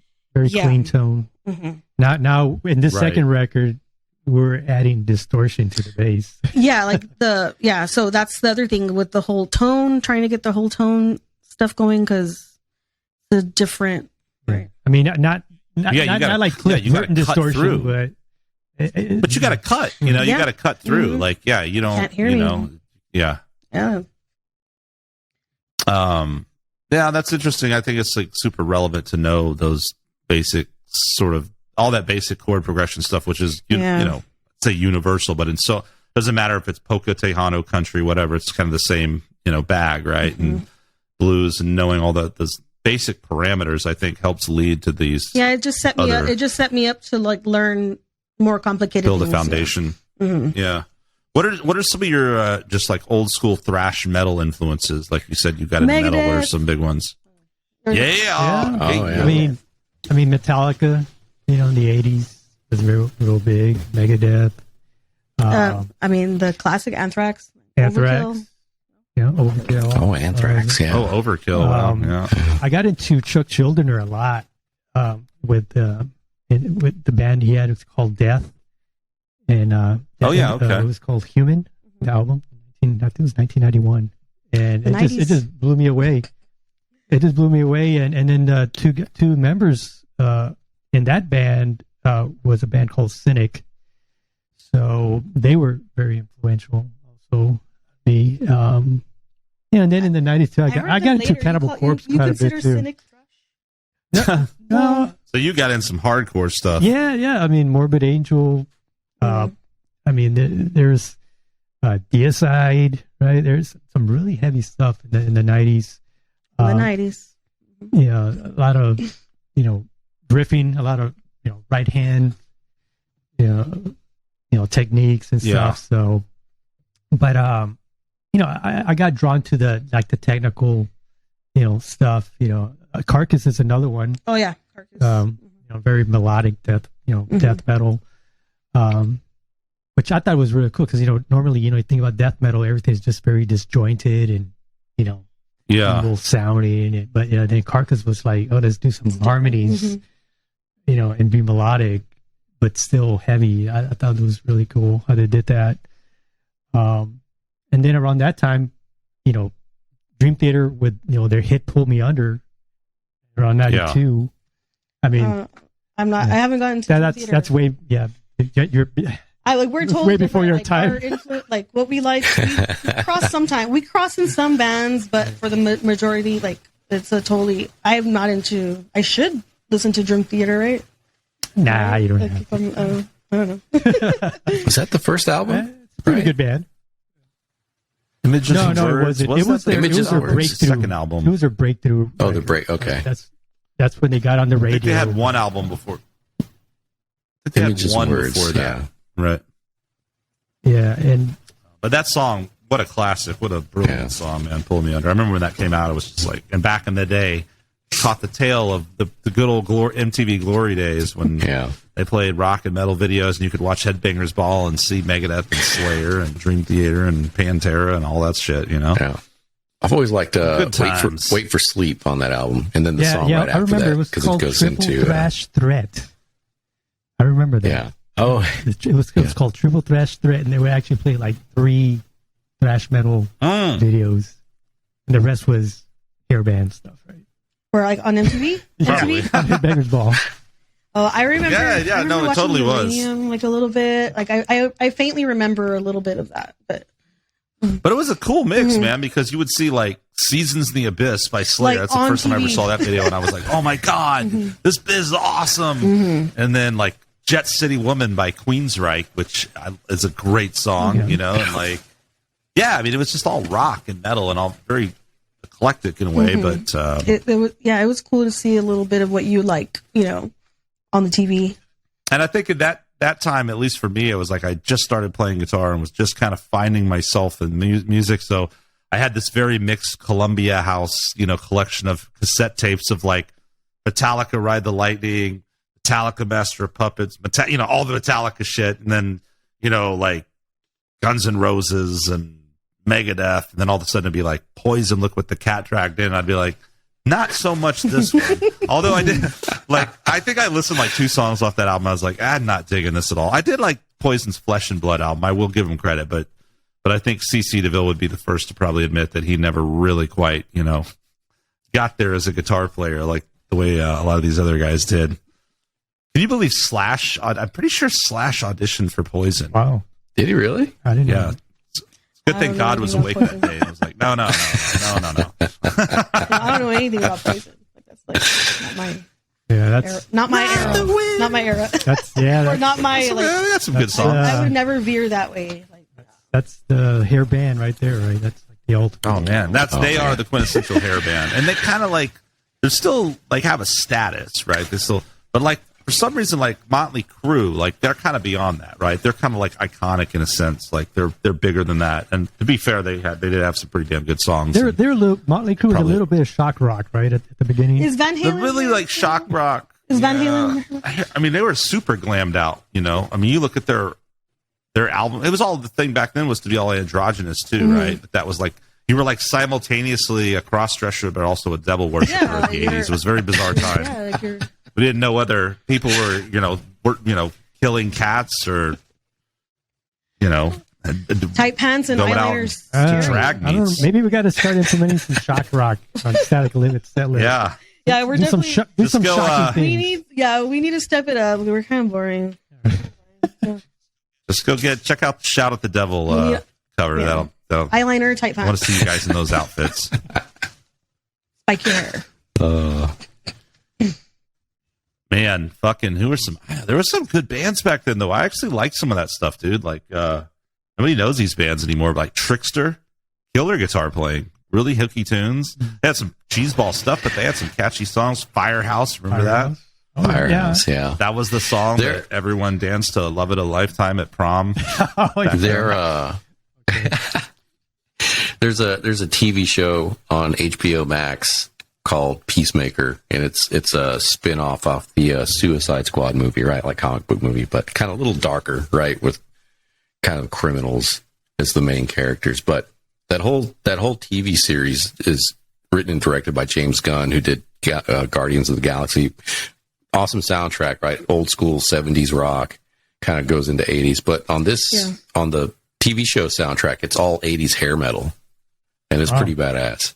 That's cool. I have to admit, yeah. Like, what's some stuff like Warrant, Uncle Tom's Cabin? That's a badass song. Let's see. I'm not too proud to admit that I like some hair rock stuff. Yeah, I mean, they got there's actually some catchy hooks, you know. It never appealed to me. It just never appealed to me. I just couldn't go, like, I guess because I was born at a different time. Like, it just was not something different that. Once you were born after that, and like Pearl Jam and Soundgarden happened, then you had to be like, this is stupid, and I hate it. Yeah. Firehouse is on there. Nashville Pussy is on there. If you remember those guys. I don't think I know that band. I know their name, but Y&T. There's also, I didn't know this, but Y&T. There's a little bit more modern hair metal or hair rock bands there too. Like there's a band out of Boston called Bang Camaro that's got some pretty cool songs. That sounds cool. Yeah. Cool name. It makes you want to drink beer. I mean, just chug beers. What's the name of that other band? The one that was like that was their gimmick. Hanoi Not Rocks. like a gimmick. It was recent. Yeah. Oh, like Something a modern Panther, hair. Something Panther. What? Am I making that up? Steel Panther. Yeah, the modern hair. Yeah, they're like a parody of all. Like that's. Like, I can they're hilarious because they parody all that stuff. Like, that's hilarious. It's funny. Well, and they're great players. Yeah. Like, they're great musicians. Like, think Rush. I want to say his name was Rush Paris Satchel. Used to play with Fight, I think, with Rob Halford. Mm-hmm. And like, you know, I think he was in a Van Halen, or maybe him and the singer. Definitely the singer was a David Lee Roth in a Van Halen tribute band. So these guys were like, you know, legit. They're legit musicians, and they just got this great idea to go like, why don't we just make fun of this? You know, all the stuff we've played, and we know all this shit. And they started writing their own songs. But yeah, I mean, that was the days of like big hair and spandex and, you know, fucking flashy guitars. I mean, I dig the 70s. Finger 70s tapping. prog rock. I dig that stuff too. Dude, I was going to ask you that. I've been listening to a lot and hearing a lot of 70s shit that I didn't realize that, God damn, there's a ton of good stuff in the 70s. And like bands like, so, you know, we're talking about Dream Theater. Oh, by the way, do you know a band called Planet X? Do you remember that band? Yeah, that's with Derek Sherinian. Sherinian, right, and Tony McAlpine and Virgil Donati, I think, was on drums. Yeah. That's another one I really like that I could somewhat equate like some of your stuff, like because it's a small window, right? Like, where do you go? Like, what bands can you like relate to? Even though you know there's a plethora of influences, but like, were you influenced by old school prog, like Rush and Yes, and Pieces, I guess you could say stuff like that? Yeah, like you know, Pink Floyd. King Crimson was there. Yeah. I mean, there's Frankenstein, Edgar Winter. Right? I mean, we even covered that. We covered that. Oh yeah, I could see that 100%. That'd be cool. First, you know, instrumental with the synthesizer. Really cool jam. So yeah, 70s prog rock. You know, definitely is something I dig, and you know, you could probably hear it in some of the synthesizer sounds on the new record. Yeah. You know, they're purposely, you know, they're software synthesizers. You know, I can't afford to go buy the real deal, the hardware synthesizers. But man, they had some sick tones back in the day. Like those, I feel like, just like there's certain things with guitar players or whatever that we strive for. Like there's those 70s synth tones that are just.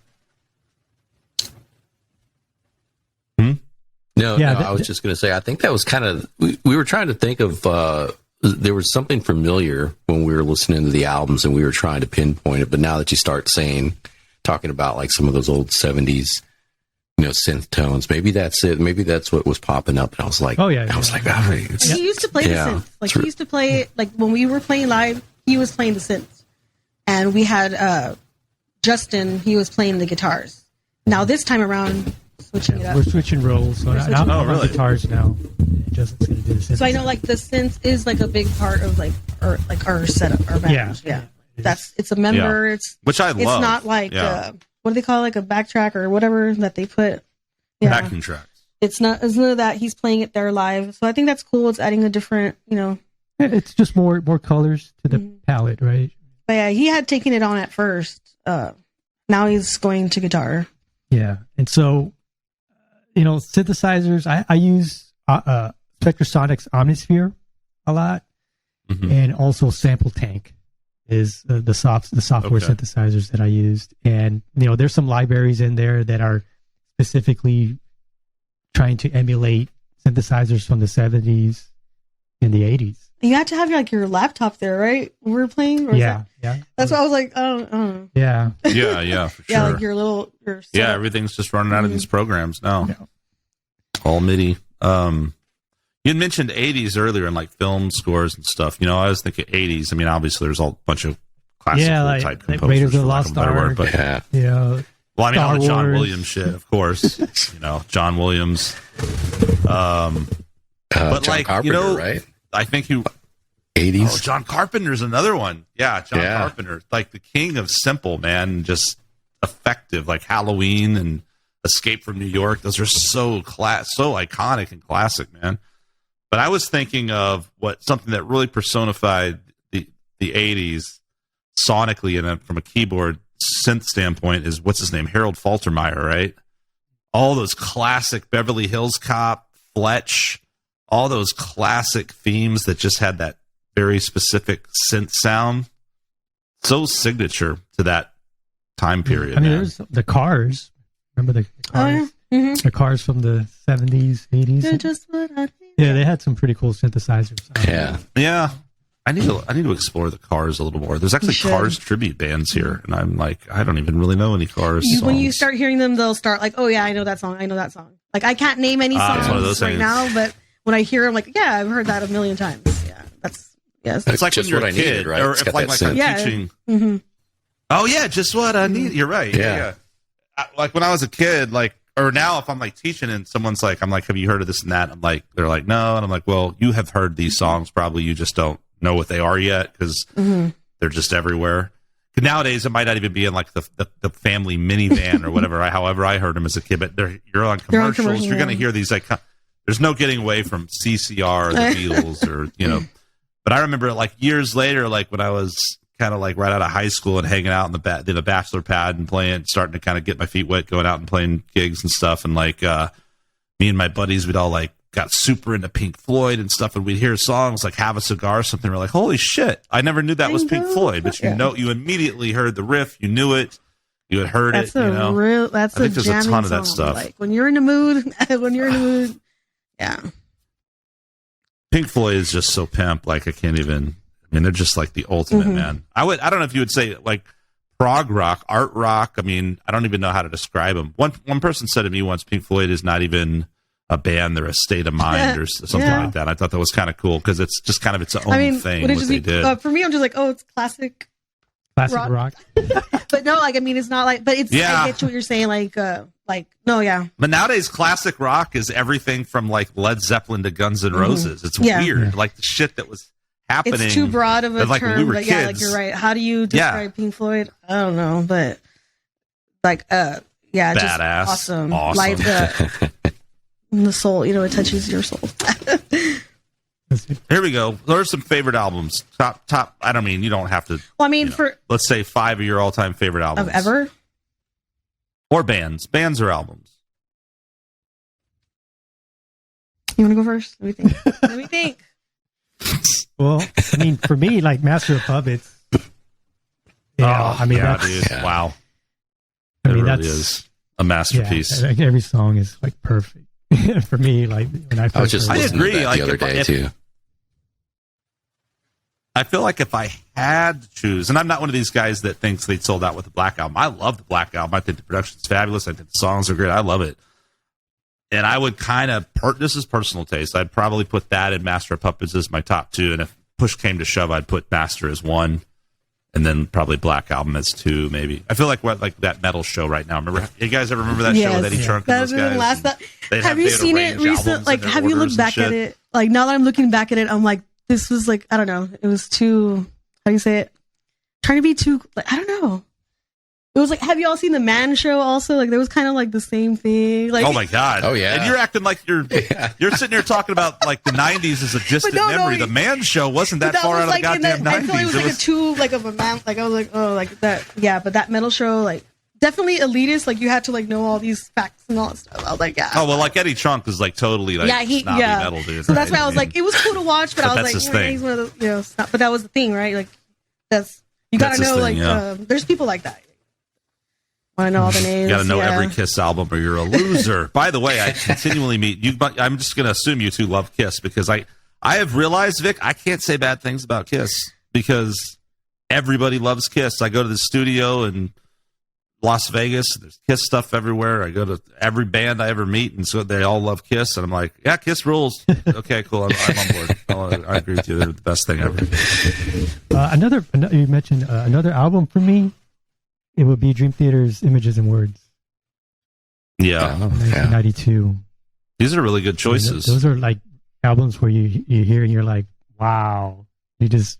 Here we go. This is favorite. So you gave me Master Puppet. What's favorite Megadeth album? It's gotta be Rust in Peace for me. I like Peace Cells. And I like So Far So Good So What too. Yeah, 80s. That's like one of the few Megadeth albums I'm kind of like about. I don't know why. I've never been able to. It's sonically terrible. It's the quality of this. It's so bad. But yeah. I mean, it's for me. It's more like just the personal relationship that I had with certain albums. Those. Right.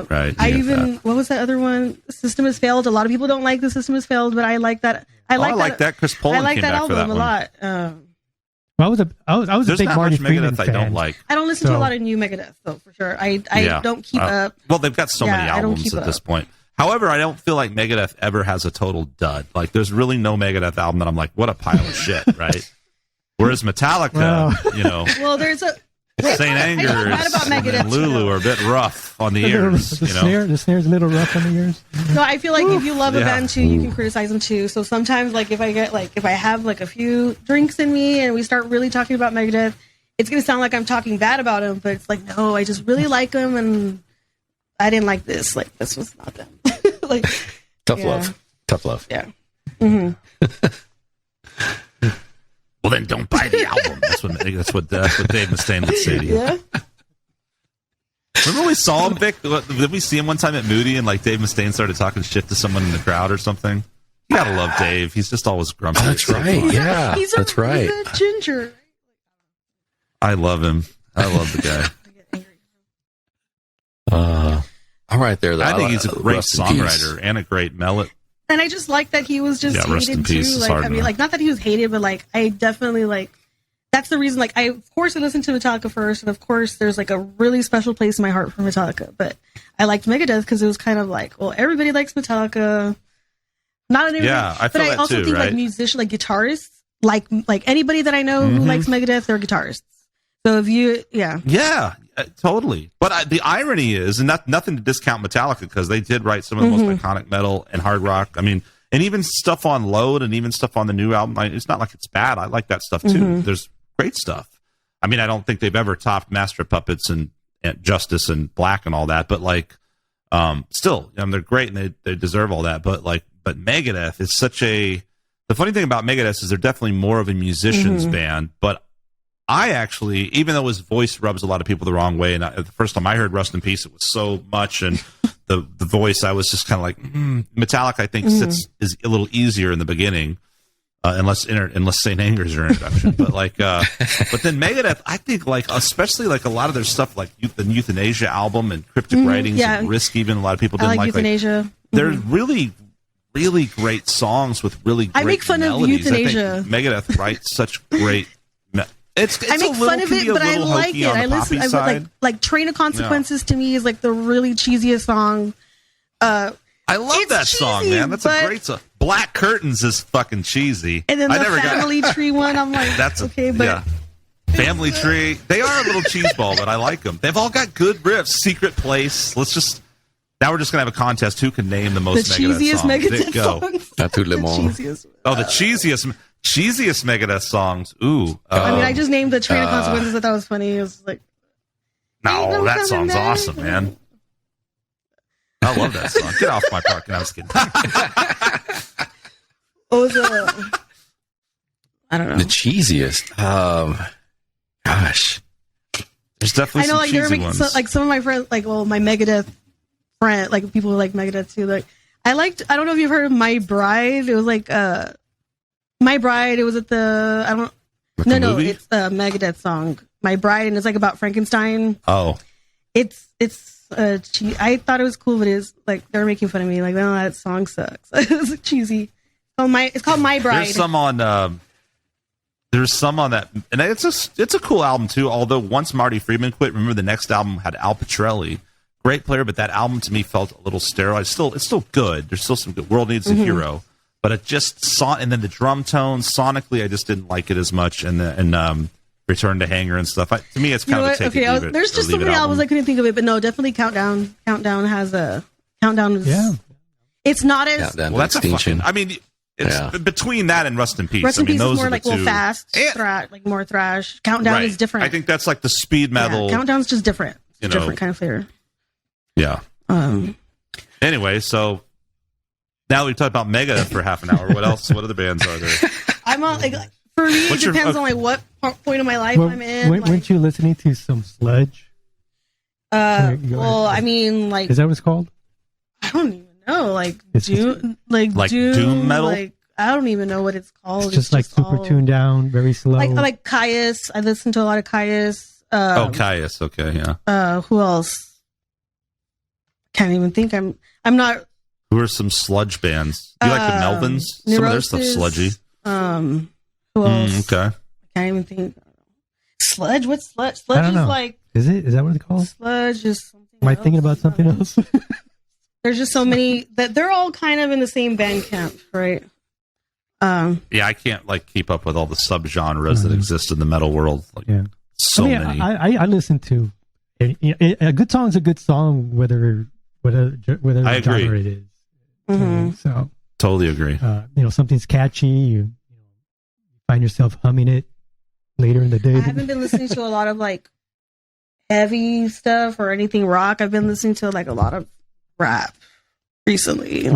Yeah. Okay, what rap? Well, what rap do you like? Let's talk rap for a minute. It's new stuff. There's a guy named Roddy Ricch, and I know y'all have heard of Megan Thee Stallion, right? No, Megan Thee Stallion. I don't know what's going on. Well, she's a new chick too, but I don't know. I've just been listening to it. I don't know. It just gets me going in the morning when I'm driving to work. Play it loud. But I feel like my rap game stopped in the 90s for sure. There's a smattering of things that I've come across that I'm like, this is cool, but most of that I still kind of trace. Where are y'all from right now? You're all in Dallas? Austin. Austin? Austin. Oh, okay. They're I was, for some reason I thought Houston, but no. Also one of my cousins from Houston too, and we would always listen to DJ Screw, so I thought you were from Houston. I was going to ask you about that, but yeah. Houston's got all kinds of great, UGK and Paul Wall and all that. I mean, Houston's pretty renowned for, I think it's... I like just listening to all kinds of stuff, and recently, for some reason, just... Rap contributions. That's just what I feel like putting on. But I know you don't go there, right? Not really, but, like Eminem back in the day. Yeah. Mom Spaghetti. Eminem's awesome, man. Yeah, Mom Spaghetti, something about puking Mom Spaghetti, and what was the other one?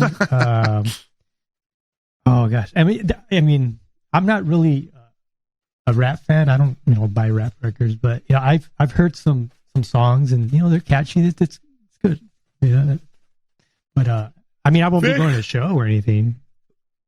I haven't gone to shows in a while. I really want to go out, but I haven't gone. God, you know what? Honestly, I couldn't even tell you if I've seen a rap concert. I went to one. I saw Peeping Tom is about my friend said that's his hip hop for white people. I've only been to one ever, and there was a lot of I went to one in San Antonio. I went to see Flatbush Zombies. They're also new. It's not an old school whatever group. I was very surprised. It was just a bunch of little kids, 15-year-olds, 14-year-olds, and I'm like, wow, I'm the oldest person here. They had called whoever was 21 and older to get their wristband for beer. Two of us went up. Everybody was I was wow, this is strange. So I've only ever been to one rap concert. Everything else, it's just been metal, rock, whatever. Yeah. So that's what the kids are doing these days. I just felt so out of place. But I went with my brother. Yeah. So it wasn't like I went because I wanted to. I went with my brother. There is a cover of, I always forget the name of the song, something Hour of Chaos, Steel, blah, blah. It's a Public Enemy song. And there's a cover that is this band somewhere in South America or Central America, I'm assuming, called Sabotage, I think. And also with it's them and Sepultura. And it's fucking awesome. It's like my favorite rap cover ever, and probably also the only rap cover I've heard, other than those really stupid singer-songwriter covers of like Gin and Juice or whatever. But like Boys in the Hood on acoustic guitar, that shit. But there's that, and then Vic, early on, I don't remember what episode it was, we were talking about, I kept saying "Oh Rappa," but it was like Hoppa or some shit. Remember that? Hoppa, yeah. It was with Yuri. That's first episode. Was it? Yeah. And oh man, it's like one of my all-time favorite like pumped up jams. It's the shit. It's like this South American reggae rap mixed with metal, and it's badass. Yeah, I like sometimes like I jam out with my family's pretty musical, so we jam out every now and then. Sometimes we come up with some reggae stuff, and it's just really fun. And I know a recent reggae band, the Dubbies, like I really like them too. And I mean the bass, right? Like it's pretty solid. Yeah, this is where. Yeah, I mean, my bass player and a good rogering Sammy is a big reggae guy. He'd probably know who you're talking about. But I think it's it seems like bass players a lot of times like just like the reggae, right? And I mean, I think that's probably why I listen to rap sometimes too, because I'm paying attention more to like their beats that they're putting in too. So, I mean, I think that's probably why, because they do use like low bass, and it's just like it's what's holding everything together. 5 strings and 808s and copy and paste. So, Vic, what do you think? Do you think that we should give them the Bermuda Triangle treatment? What's that? Yes, do it. Well, some people, they like to be play it safe, and I understand. Like, not everyone wants to just shit all over anybody, and we always ask like who your favorite bands and influences and stuff, obviously. But then we also like sometimes everyone has certain artists and bands that you just can't stand, right? It just rubs you wrong. You can't stand the sound of the singer's voice or whatever the case may be. And so we call these the Bermuda Triangle bands. The bands that you wish would just they have these band cruises, but they would just go out to a place and never return, and just all the shit bands would just float around and see playing shit music for all eternity, where none of the rest of us were subject to it ever again. Do you have any of those bands? I like to focus on. Everyone gets really uncomfortable when this comes out. No, I mean, I guess if you tell me, like this band or not, like if you throw them out at me, I might be like, yes, no. Vic, do it. Go. You know the names. You know the Rolodex. Just say them. Now and then, once in a while, someone's like, "I love that band," and we're like, "Whoa!" But there's standards for this. Like if you like music, you can't like this band. Like what? What's the one? 3 come to mind. Well, I mean, so Limp Bizkit always comes up. I got to be careful. Have to listen to it, right? Limp Bizkit comes up. Do you guys like Limp Bizkit? Oh, like they have like those cool songs, like the old first album they had. Is that the Rollin'? The break shit, or I don't know. Like yeah, it is. Yeah, I just remember seeing like this thing about Woodstock where like it was crazy like that. So to me, I was like, man, that looks cool. Like that sounds cool. I like, who was that? The guitarist? Oh, yeah. Like he's so cool. Yeah. He actually started. Him. He started playing. He just started playing with someone else. I can't remember who it is, and I don't think it's a super group, but it's like it's kind of a cool thing. Like I was like, oh wow. So like I like that kind of. I like that thing. Cool. I like how his costume. I like how he was just kind of weird. I like, but as far as like that's knowing any of their songs, incorrect answer. But okay. Break stuff, Faith. I like the way they just like every other song was a cover like of George Michael, but it was always like. And then they got really big because they did that Who cover Behind Blue Eyes, and everybody and their grandma was singing. Oh, that's right. I just like that whole Woodstock thing where everybody was going crazy. Like I thought that video was cool, but other than that, I mean, Woodstock '99. Have they been around that goddamn long? Like they. Mm-hmm. So. Wow, fucking hell. But after that, early, I mean, mid-90s, I think. Like, I would make fun of kids who liked Limp Bizkit like in middle school. Like so, no, it's okay. Now that's the correct answer. I mean, I don't know why we just shit on Limp Bizkit. I'm indifferent. It's for a certain type of person, and I'm not that type of person. So. I mean, there's that. I don't even remember the Rolling song. I don't either. I was like, what are you talking about? Rolling. That's all that comes into my mind. Like they didn't cover Rawhide. I don't know the name of that song, but who do we not like? I don't know who I don't like. I'm just like, turn that off. They're nice people, Vic. You know, they can't pick. Okay, throw another name out throw there. Another name. I mean, I just. Well, Smash Mouth. Smash Mouth. That's the one I couldn't think of. I mean, no. I don't even know. No. Hey, yeah, right. I mean, no. That's the right answer. I don't even know that band. It came out on Shrek. Shrek is a really great movie. I turned Shrek off. That started, and I was like, I'm not watching this movie. I don't know why. I don't like Smash Mouth. I don't know. But Shrek is awesome, but not that. Yeah, Smash Mouth. Well, I guess I'm happy I don't know who that band is. Because yeah, it seems like you've been listening to good music your whole life. So well, no, like I remember when it was a big deal. Like Smash Mouth was a big deal. Like even when I was a little kid, they turned our school song, trying to encourage us to pass the state exams, and they turned that Smash Mouth song into like to encourage us to. I don't know. Oh, God, so we had to learn the words. Dumb. We had to sing it. Yeah. So that I was little when that came out, but yeah, it was. That sounds like child based abuse. on That's that. horrible. No one should be. It was based on that Smash Mouth song, so that's how I know that one song. Yeah. Now you know what everybody says, and I got roasted on the last podcast for this. You know where I'm going with this, and we've had a few different. God no, I love the Beatles. Who wouldn't like the Beatles? I don't get that nonsense. I thought I had seen on like one of your other interviews, someone had to say that. Someone didn't like the Beatles. And I remember thinking, like, you know what? Okay, Beatles. Okay, yeah, like it's a. Actually, that was Tarantula Mountain. Wasn't I think there was. We've had like two guests, and like we're just like, oh, we're gonna fuck with you. But I was gonna say, like, okay, you know, Beatles is awesome, but for sure, Pink Floyd. Like, I was like, if I was them, I would have been like, you know what, I love the Beatles. Let's turn the. Yeah, but yeah, like that was weird. But I mean, sometimes I feel like some people say that just to go against the grain, right? No. Do you feel like it's fair to say there's a lot of Nickelback influence in your music? Hey, I mean, I don't even. He doesn't know it. This is what happened last pod. Of course he doesn't. I commend you, sir. Like, here's what happened in the last podcast. I was literally like, I say something like, oh yeah, this song came on and it sounded like really good in production, and I was like, oh, it was Nickelback. And then I got shit on for liking Nickelback. All of a sudden, I'm a Nickelback fan. Oh, really? Were you just singing a Nickelback song? Maybe if you had like a lot of beers and you're karaoke. Well, you know what? I did that with Creed. So okay, you know what? Okay. All right. I'm addicted to cough syrup. Let's just say this. Like, I know my older sister, she was like a Creed fan. Like, she had like a Creed CD, whatever. And whatever my sister listened to, I had to like hear. We shared the same room, whatever. I was like, but Creed sucks. Whatever, they're stupid. Well, like not even like a year ago, karaoke nights, having a few beers. I knew all the words to a Creed song. Really? And it was. What's the song? I feel like I know one. And I can sound like him, but I don't want to do it right now. But like. Oh, please do, please. Wait, they have a lot of. Okay, let's see. Okay, I remember hearing some of that stuff on the radio now, but I don't. I just remember. I would say tune it out. I just Mark Tremonti's just an awesome guitar player. Kind of like better from. Right? There you go.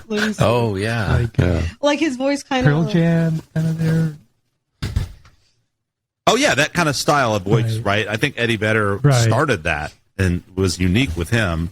And then all of a sudden you have these singers and they're all like, whatever the hell, I don't know. But like, it's not my favorite style of singing. For karaoke. It's like all the glam rock guys that had the high. Or you know what? No, I don't like Creed, but for karaoke and a few beers, it's fun times. Yeah. I mean, you grew up in a school where you were forced to sing Smash Mouth. And my sister forced me to hear Creed. Clearly, there's going to be some hazy judgment from time to time. I even remember the album was like Human Clay, and it was like something coming out. But yeah, I'm not familiar with it. Mark Tremonti, didn't he? Dude, am I wrong in thinking that he played with Miles Kennedy in a band? Yeah, or is that Alter Bridge. Right? Alter Bridge. That was Miles Kennedy, right? Yeah. Okay. Yeah, Tremonti's legit for sure. Yeah. I don't know. Favorite movie? Podcast is basically over, and this is where I just ask. I've been liking a lot of recently I've been into a lot of scary movies. Like I want to be scared. There's nothing really scary out there, but I want to be. But I really liked Hereditary. That was the one that came out recently. It's a really good movie. Hereditary. Watch it. It sounds familiar. Yeah, watch it with the lights off. By yourself. Late at night. I wonder if I saw it and just don't remember. Hereditary is pretty good. The Witch and The Witch. Have you seen The Witch? That's also like a recent movie too, but like I love it. I could watch it over and over again. Really? Yeah. I like The Matrix. The Matrix? Original 1999 Matrix. Oh yeah, that was great. My all-time favorite. So, George of the Jungle. I went and saw The Matrix in a theater with the guy that right around the exact same time introduced me to Limp Bizkit and was playing it in his truck, like just telling me it was the greatest thing ever. And I was like, it's not really The Matrix. Yeah. Did y'all see the new Matrix? I just saw that like a few months ago. Yeah, I did. I saw it on which thing? It was HBO, right? They had it HBO, I saw it on HBO, and it's not as good as the originals for sure. I didn't think. No. Oh, you don't like it as much as any of the three originals? See, I love the first one and the second two. Yeah, there's three. There's a trilogy. I kind of felt this back in, and then the new one. The original trilogies, I thought was better.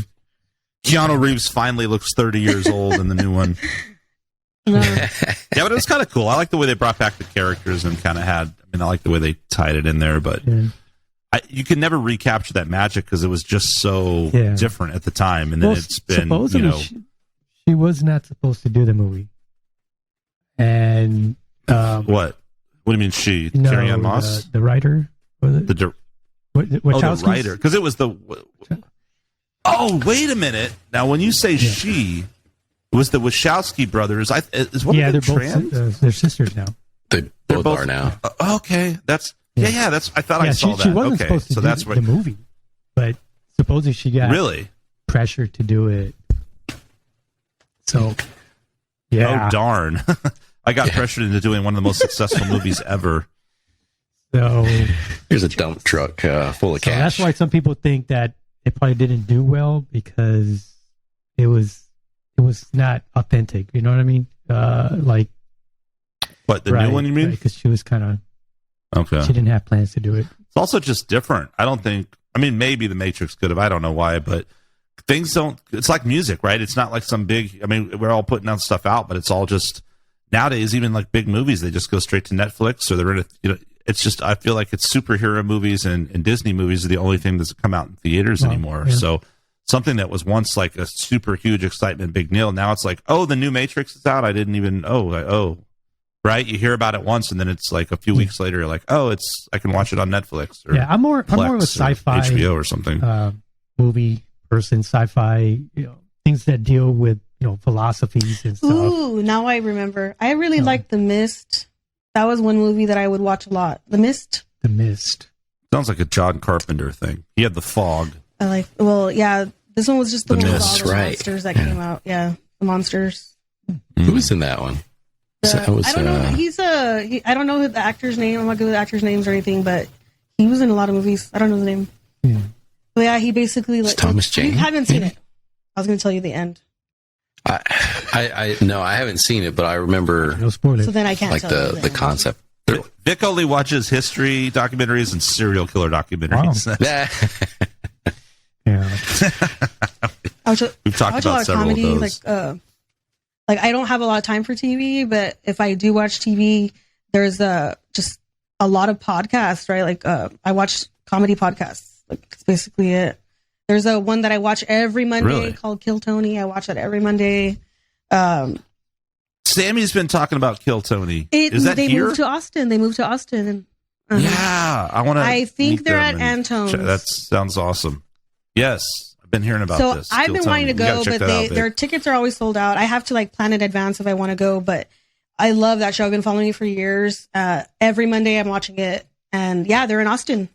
And it's I've seen some people locally here. I won't say their names, but I've seen some local people go over there and try it out. But it's a brutal show. It's really, it's not for, good. I like that they just do. It's like, in other words, Will Smith couldn't handle it, is what you're saying. They just go do a minute of stand up and then they talk to them afterwards. And it's sometimes they fail big time. Like, the critique. Oh, so they basically. It can be anybody. You can go sign up. You can go put your name in a bucket, sign up, and and then I would bomb and they would shit. So they make it twice as bad, like you bomb and then they shit on you and tell you how bad you are at comedy. Cool, right? Sounds awesome. You have some, like if you're an interesting person, but it's interesting how they'll say like, oh, like anything interesting about you. And some people really have nothing to say or they have nothing like about them. And that's when he really shits on you. But if you like, oh man, I'm excited to go see this now. Oh yeah, Kill Tony, really check it out. I've been wanting to go there, but that's okay. What I really don't watch like movies or shows. I watch a lot of comedy stuff online.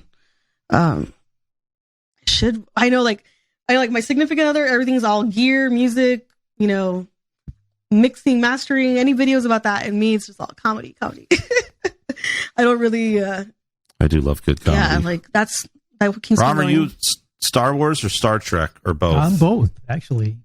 I used to watch Star Trek: The Next Generation, Picard. That was Picard. A good show. That was a pretty good show. That. Then I feel like they just got out of control with like Voyager and Deep Space Nine, and I don't even know what the hell's going on with that show anymore. After that, I didn't really follow it.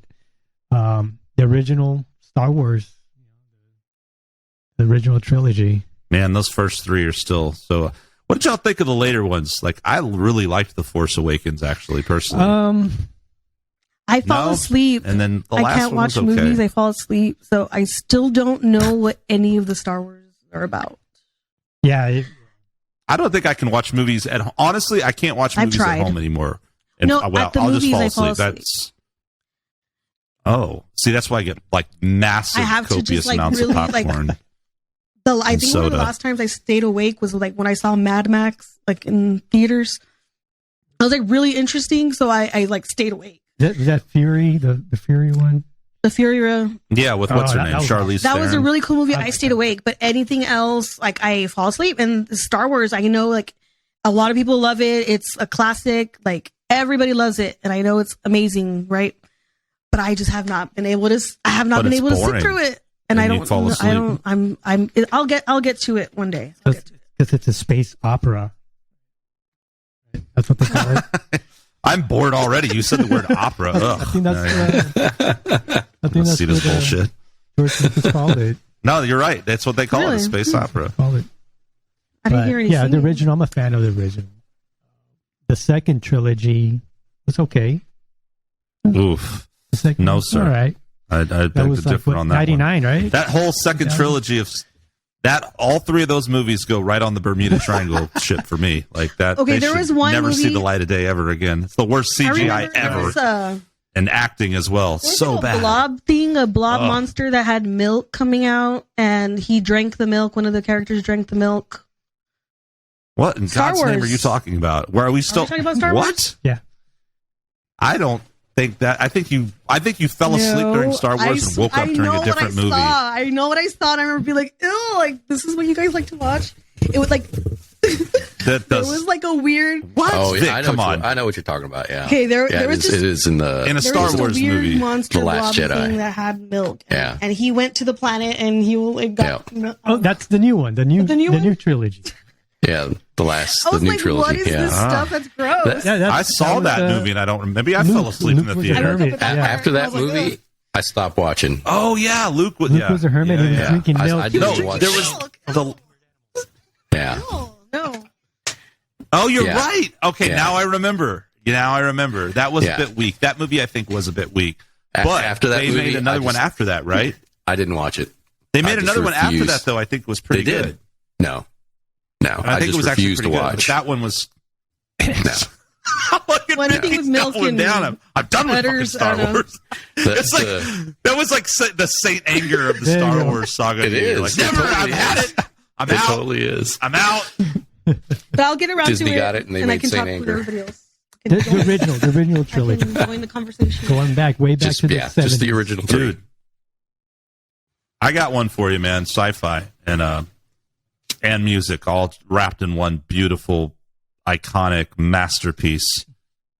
Flash Gordon, remember that? The Queen. Oh yeah. I just saw that recently. Old Flash Gordon, movie, man. Again, probably last year or so. Talk about terrible special effects, but it's one of those movies that's just horrible, but it's great also. Yeah, I mean, really, it's fun. It's the Queen, the harmonies, it's stupid but guitars, wonderful. And the Queen soundtrack is fantastic. just came to my attention that Queen, and I don't even think I've ever seen this movie, did the soundtrack also for Highlander. That's right. Is that correct? That's right. Wow. Oh, yeah. I did not know that. I feel like going back and watching that now. Christopher Lambert, yeah. I was trying to remember. I remember I watched that as a kid. I didn't even understand it. And then I go back and watch it, and it's like, oh my gosh, this is kind of corny, right? But it's so good anyway. And if you watch, the thing I noticed that really kind of blew my mind. Remember that the Hawkmen, right? Yes. Yeah, we're talking about Flash Gordon again. The Hawkmen. Okay, if you look at the main Hawkman, right? Remember that character? Yeah. If you look at his shoes, it looks like women's shoes. It looked like he had. Are you telling me I'm going to have to go watch Flash? That's like Gordon a little Easter egg or something. Now? It's like weird. It's like, I think that guy. The funny thing about that movie, you watch that though, and that guy's been in other stuff, and I'm like, was this the dude? I don't think he's either of these guys, but and this is a random reference too. He was either Bluto.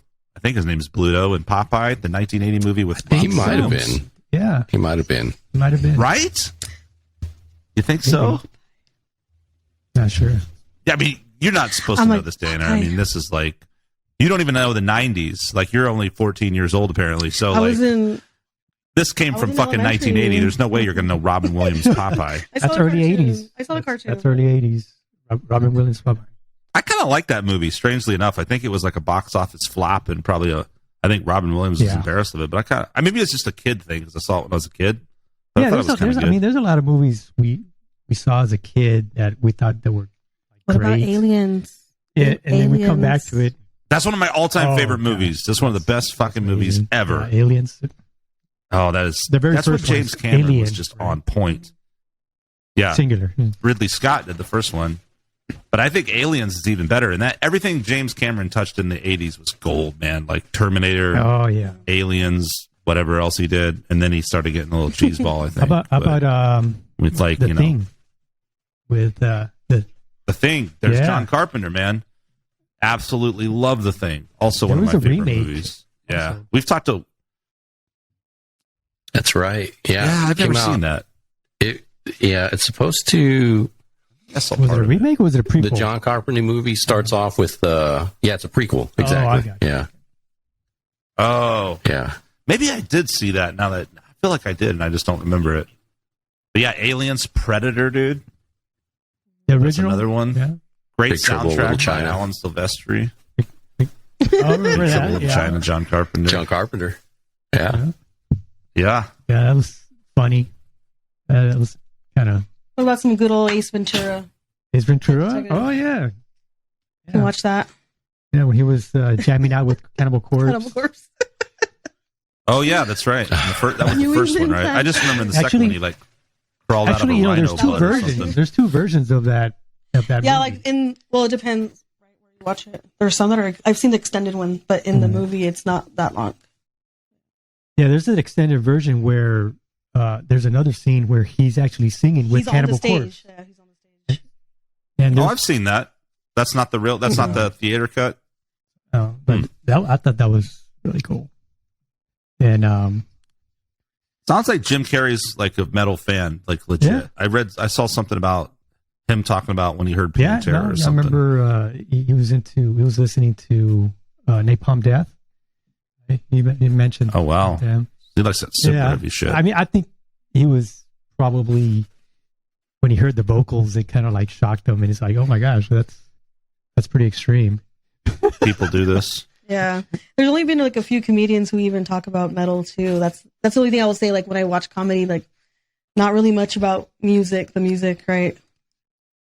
Jim Brewer and Brian Posehn. Those are the only ones. Yeah.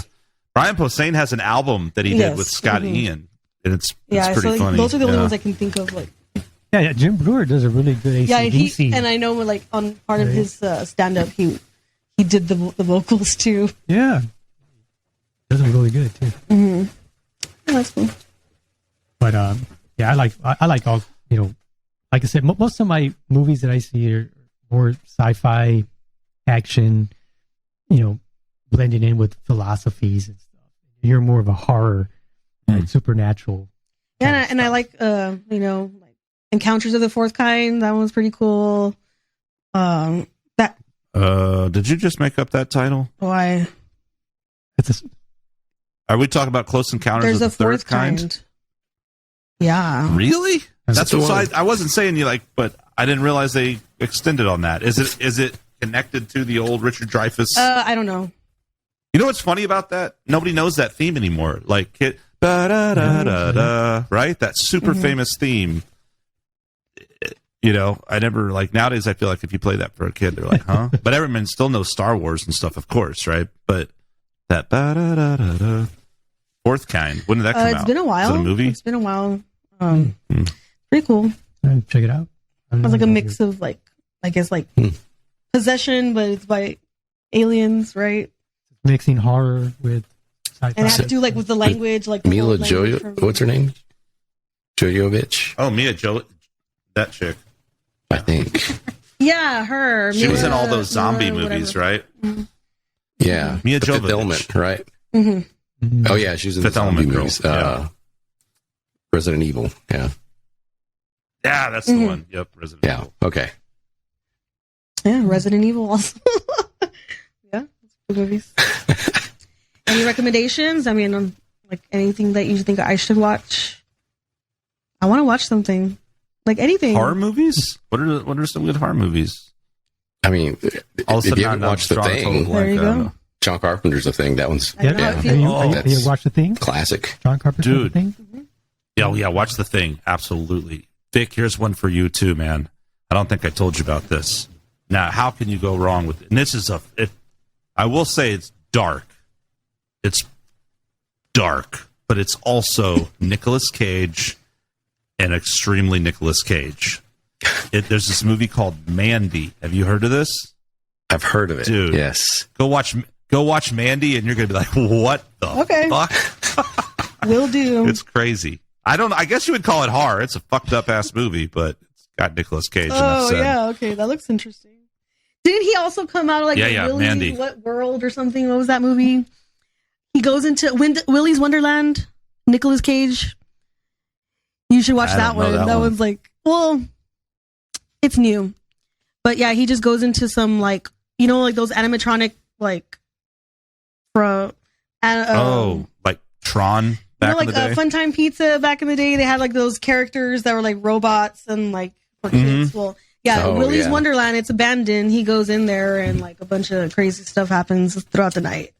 But yeah, Nicolas Cage was in that one. This sounds good as well. Willy's Wonderland. Of course it was. It was kind of funny. Nicolas Cage. Well, I think we could just keep going all night. I know we could. Vic's like, man, I gotta go to bed, you motherfucker. I'm actually off tomorrow. Are you off? Right, everyone's looking at their watches and shit. Yeah. All right, cool. 4 more hours of movie talk. Let's go. I do want to watch movies. Like I said, like I'm not really a big movie watcher, but I know there's good things out there. I just need to find it. Watch Mandy and then get back to me. Vic and I learned early on never to take recommendations from my friend Guy Laverick. Jesus Christ, we watched some bad movies back then. I've had it with those movies. All right, I'll be right Steven on top Seagal of it. movies. Killer Clowns from Outer Space. Killer Clowns. How have I not seen this one? Steven Seagal. What was that one called? Big Special Ops or Sniper Special Ops, where he literally sits in a chair the entire movie. Like everyone in the platoon's like 75 years old. Yeah. Like, I'm not kidding. Like, I watched this with my fiance. We're laughing. Like, it's true. Like, we saw some trailer, like some podcast show thing, whatever, making fun of it. Talk about all these bad Steven Seagal movies. And this was true. In this movie, he's literally sitting in a chair in this building, like, while other guys are doing stuff through, like, the whole movie. And then there's a part where we were, like, 50-50, like, when he had to, like use a stairwell that they used a stunt double. We were just like, oh, man. Yeah. I don't know if you've seen Steven Seagal recently, but he looks like Wilford Brimley trying to do karate. It's funny. Oh, he's doing his like martial arts stuff. But nowadays he just like pushes the guy, and then he has like a sidekick that comes in and kicks everybody's ass. Kind of like a show. Yeah, I mean he's just he's up there. Opera. It's like fake martial artist or something. Yeah, keto opera. That's yeah. Vic, do you have any more questions? You know, I always ask one more stupid question. Oh, yeah, I don't think it's stupid. Do. I think it's what's my final thought? Mm-hmm. Yeah. What's your favorite food? Yeah. Skunk likes to eat. Go first. Like He's Mr. Healthy over here. Yeah, I'm trying to eat clean lately, try to get rid of my pandemic losses. I didn't do that. I like salty. I just like anything like salty, spicy. I'm not really a sweets person. Like you can, like I like Chinese food. Like I'll get gifts of like chocolate, or like today Easter celebration at school. Like I'm not big on chocolates or sweets or sweet bread or nothing like that. But I like spicy foods and salty food. Yeah. That's kind of my bag too. Once in a while, I get that sweet craving. I like some chocolate cake or Oreos, but I'm big on. I could basically drink soy sauce. My favorite snack is pickles. I like pickles. Like I eat pickles a lot. Well, that's not salty. Salty pickles. There you have it. Right? Yeah. I'm from the valley. I don't know. That's like salty a valley pickles thing. And I don't Chinese know. food. Do people eat pickles in Austin? Oh, maybe. I've seen a pickle or two floating around this town. Yeah. I mean, I don't think it's unheard of. Yeah, pickles are delicious. I mean, who doesn't like pickles? Yeah, you know. pickles. Yeah, I'm more of a Chinese food. Chinese food. But probably like in a healthy, reasonable Sugar- way. No, Not like sugar a chicken. buffet. I cheat. Sort of, I have a serious problem cheat on sort of way. Chinese. Right. Yeah. What's your favorite food? Y'all. Everything. Pretty much every food. It's other called than seafood, mushrooms. right? Whatever you see. Yeah. Honestly, like I just love all kinds of food so much, but I think if like just from ever since I was a kid, like if I had to pick a favorite, it'd probably be like Mexican food, like nachos and tacos, and just. Well, I mean, yeah, like I'm getting if I excited could just talking about it. like avocado, chicken, and a tortilla, like, and we go. That's it. You know? Right? Hell yeah! There you go. And like you said, some spice. Can't go wrong. But I love Thai food. I like just every kind of food. Yeah, but I mean, I'm not really like, it's hard. I hate fast food, but sometimes like I only have 20 minutes, 30 minutes for lunch. So it's like, yeah, I'm going to go to Dairy Queen real quick. But yeah, DQ country, baby. DQ country. I'd like a Hunger Buster, extra pickles, like please. The names of the burgers are crazy. Belt Buster. Bust your belt. Yeah, they're not holding anything back. They're not trying to. Yeah, they're not trying to hide shit. They're like, yeah, Belt Buster. All those. Yeah. I like DQ though. Is that what you like? You know, how much I don't like. I don't like Burger King. Yeah. I think it's kind of a diarrhea. And the Burger Kings inducing. around here in my area, they're old, like super old. So I'm just kind of like, nah, I don't trust that. Nah. I also don't like their advertising. That's just me. What's good food? I don't eat out. Weirdo, creepy mask king guy and Puff P Diddy Puff Daddy. That just No, and like recently for sure, like can't do it. We order out because who's gonna wash the dishes if you start cooking? Who's gonna wash the dishes? Yeah. And I don't have time for. That's actually why, like, that's why I'm gonna keep asking questions because I have a sink full of dishes right now, and I'm like, God damn it. I really don't want to. I love to go cook, do this. but let me hit the stop button. Yep. That's just the end of the podcast. Vic just stops it. Like I've had it. Like I'm just gonna keep asking questions. Stop. No, stop anytime, Vic. I think this has been wonderful. You are two delightful human beings. I thought I honestly because I thought like I have nothing to say. Like nothing to say, but I'm glad it went well. Like we don't either. Yeah. Once we get, no, we don't know. We don't know what the hell we're doing over here. Yeah. So all worked out. But in all seriousness, so people can find you. You got a great looking website, and I want to double check. I think it's a .com, staticlimitsband.com, and that kind of shoots you out to all the socials and everything. Cool website, tells a little bit about all the members, live members, Juan Garcia, Justin Garza, and of course you two. The nucleus of the band. New album. God say it for me. Existentia. Existentia. killer album. I think just in general, I mean, for anyone that likes instrumental music of any kind, or, you know, prog rock for sure, rock and guitar, you know, stuff like that, man, what a cool album, dude. I really like you guys. That's cool. And, that's awesome. Thanks for coming on the podcast, man. It's been nice talking to you. Thanks for having us. Thank you. Awesome. Thank you. Bye. It was a blast.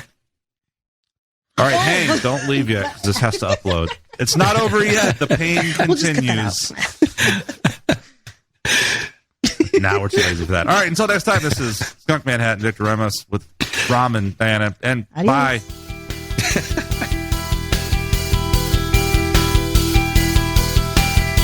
Hey, folks, that concludes another episode of the podcast. Guest links will be available in the show notes. We'd like to thank our friends at Top Shelf Music for showcasing the podcast on their site. Be sure and check them out at topshelfmusicmag.com for the latest music news, reviews, and events. We'd also like to thank the folks over at Tragan Guitars, Godin Guitars, Ernie Ball Strings, and 5 Iron Woodworks. Have a great week, and catch you on the next one.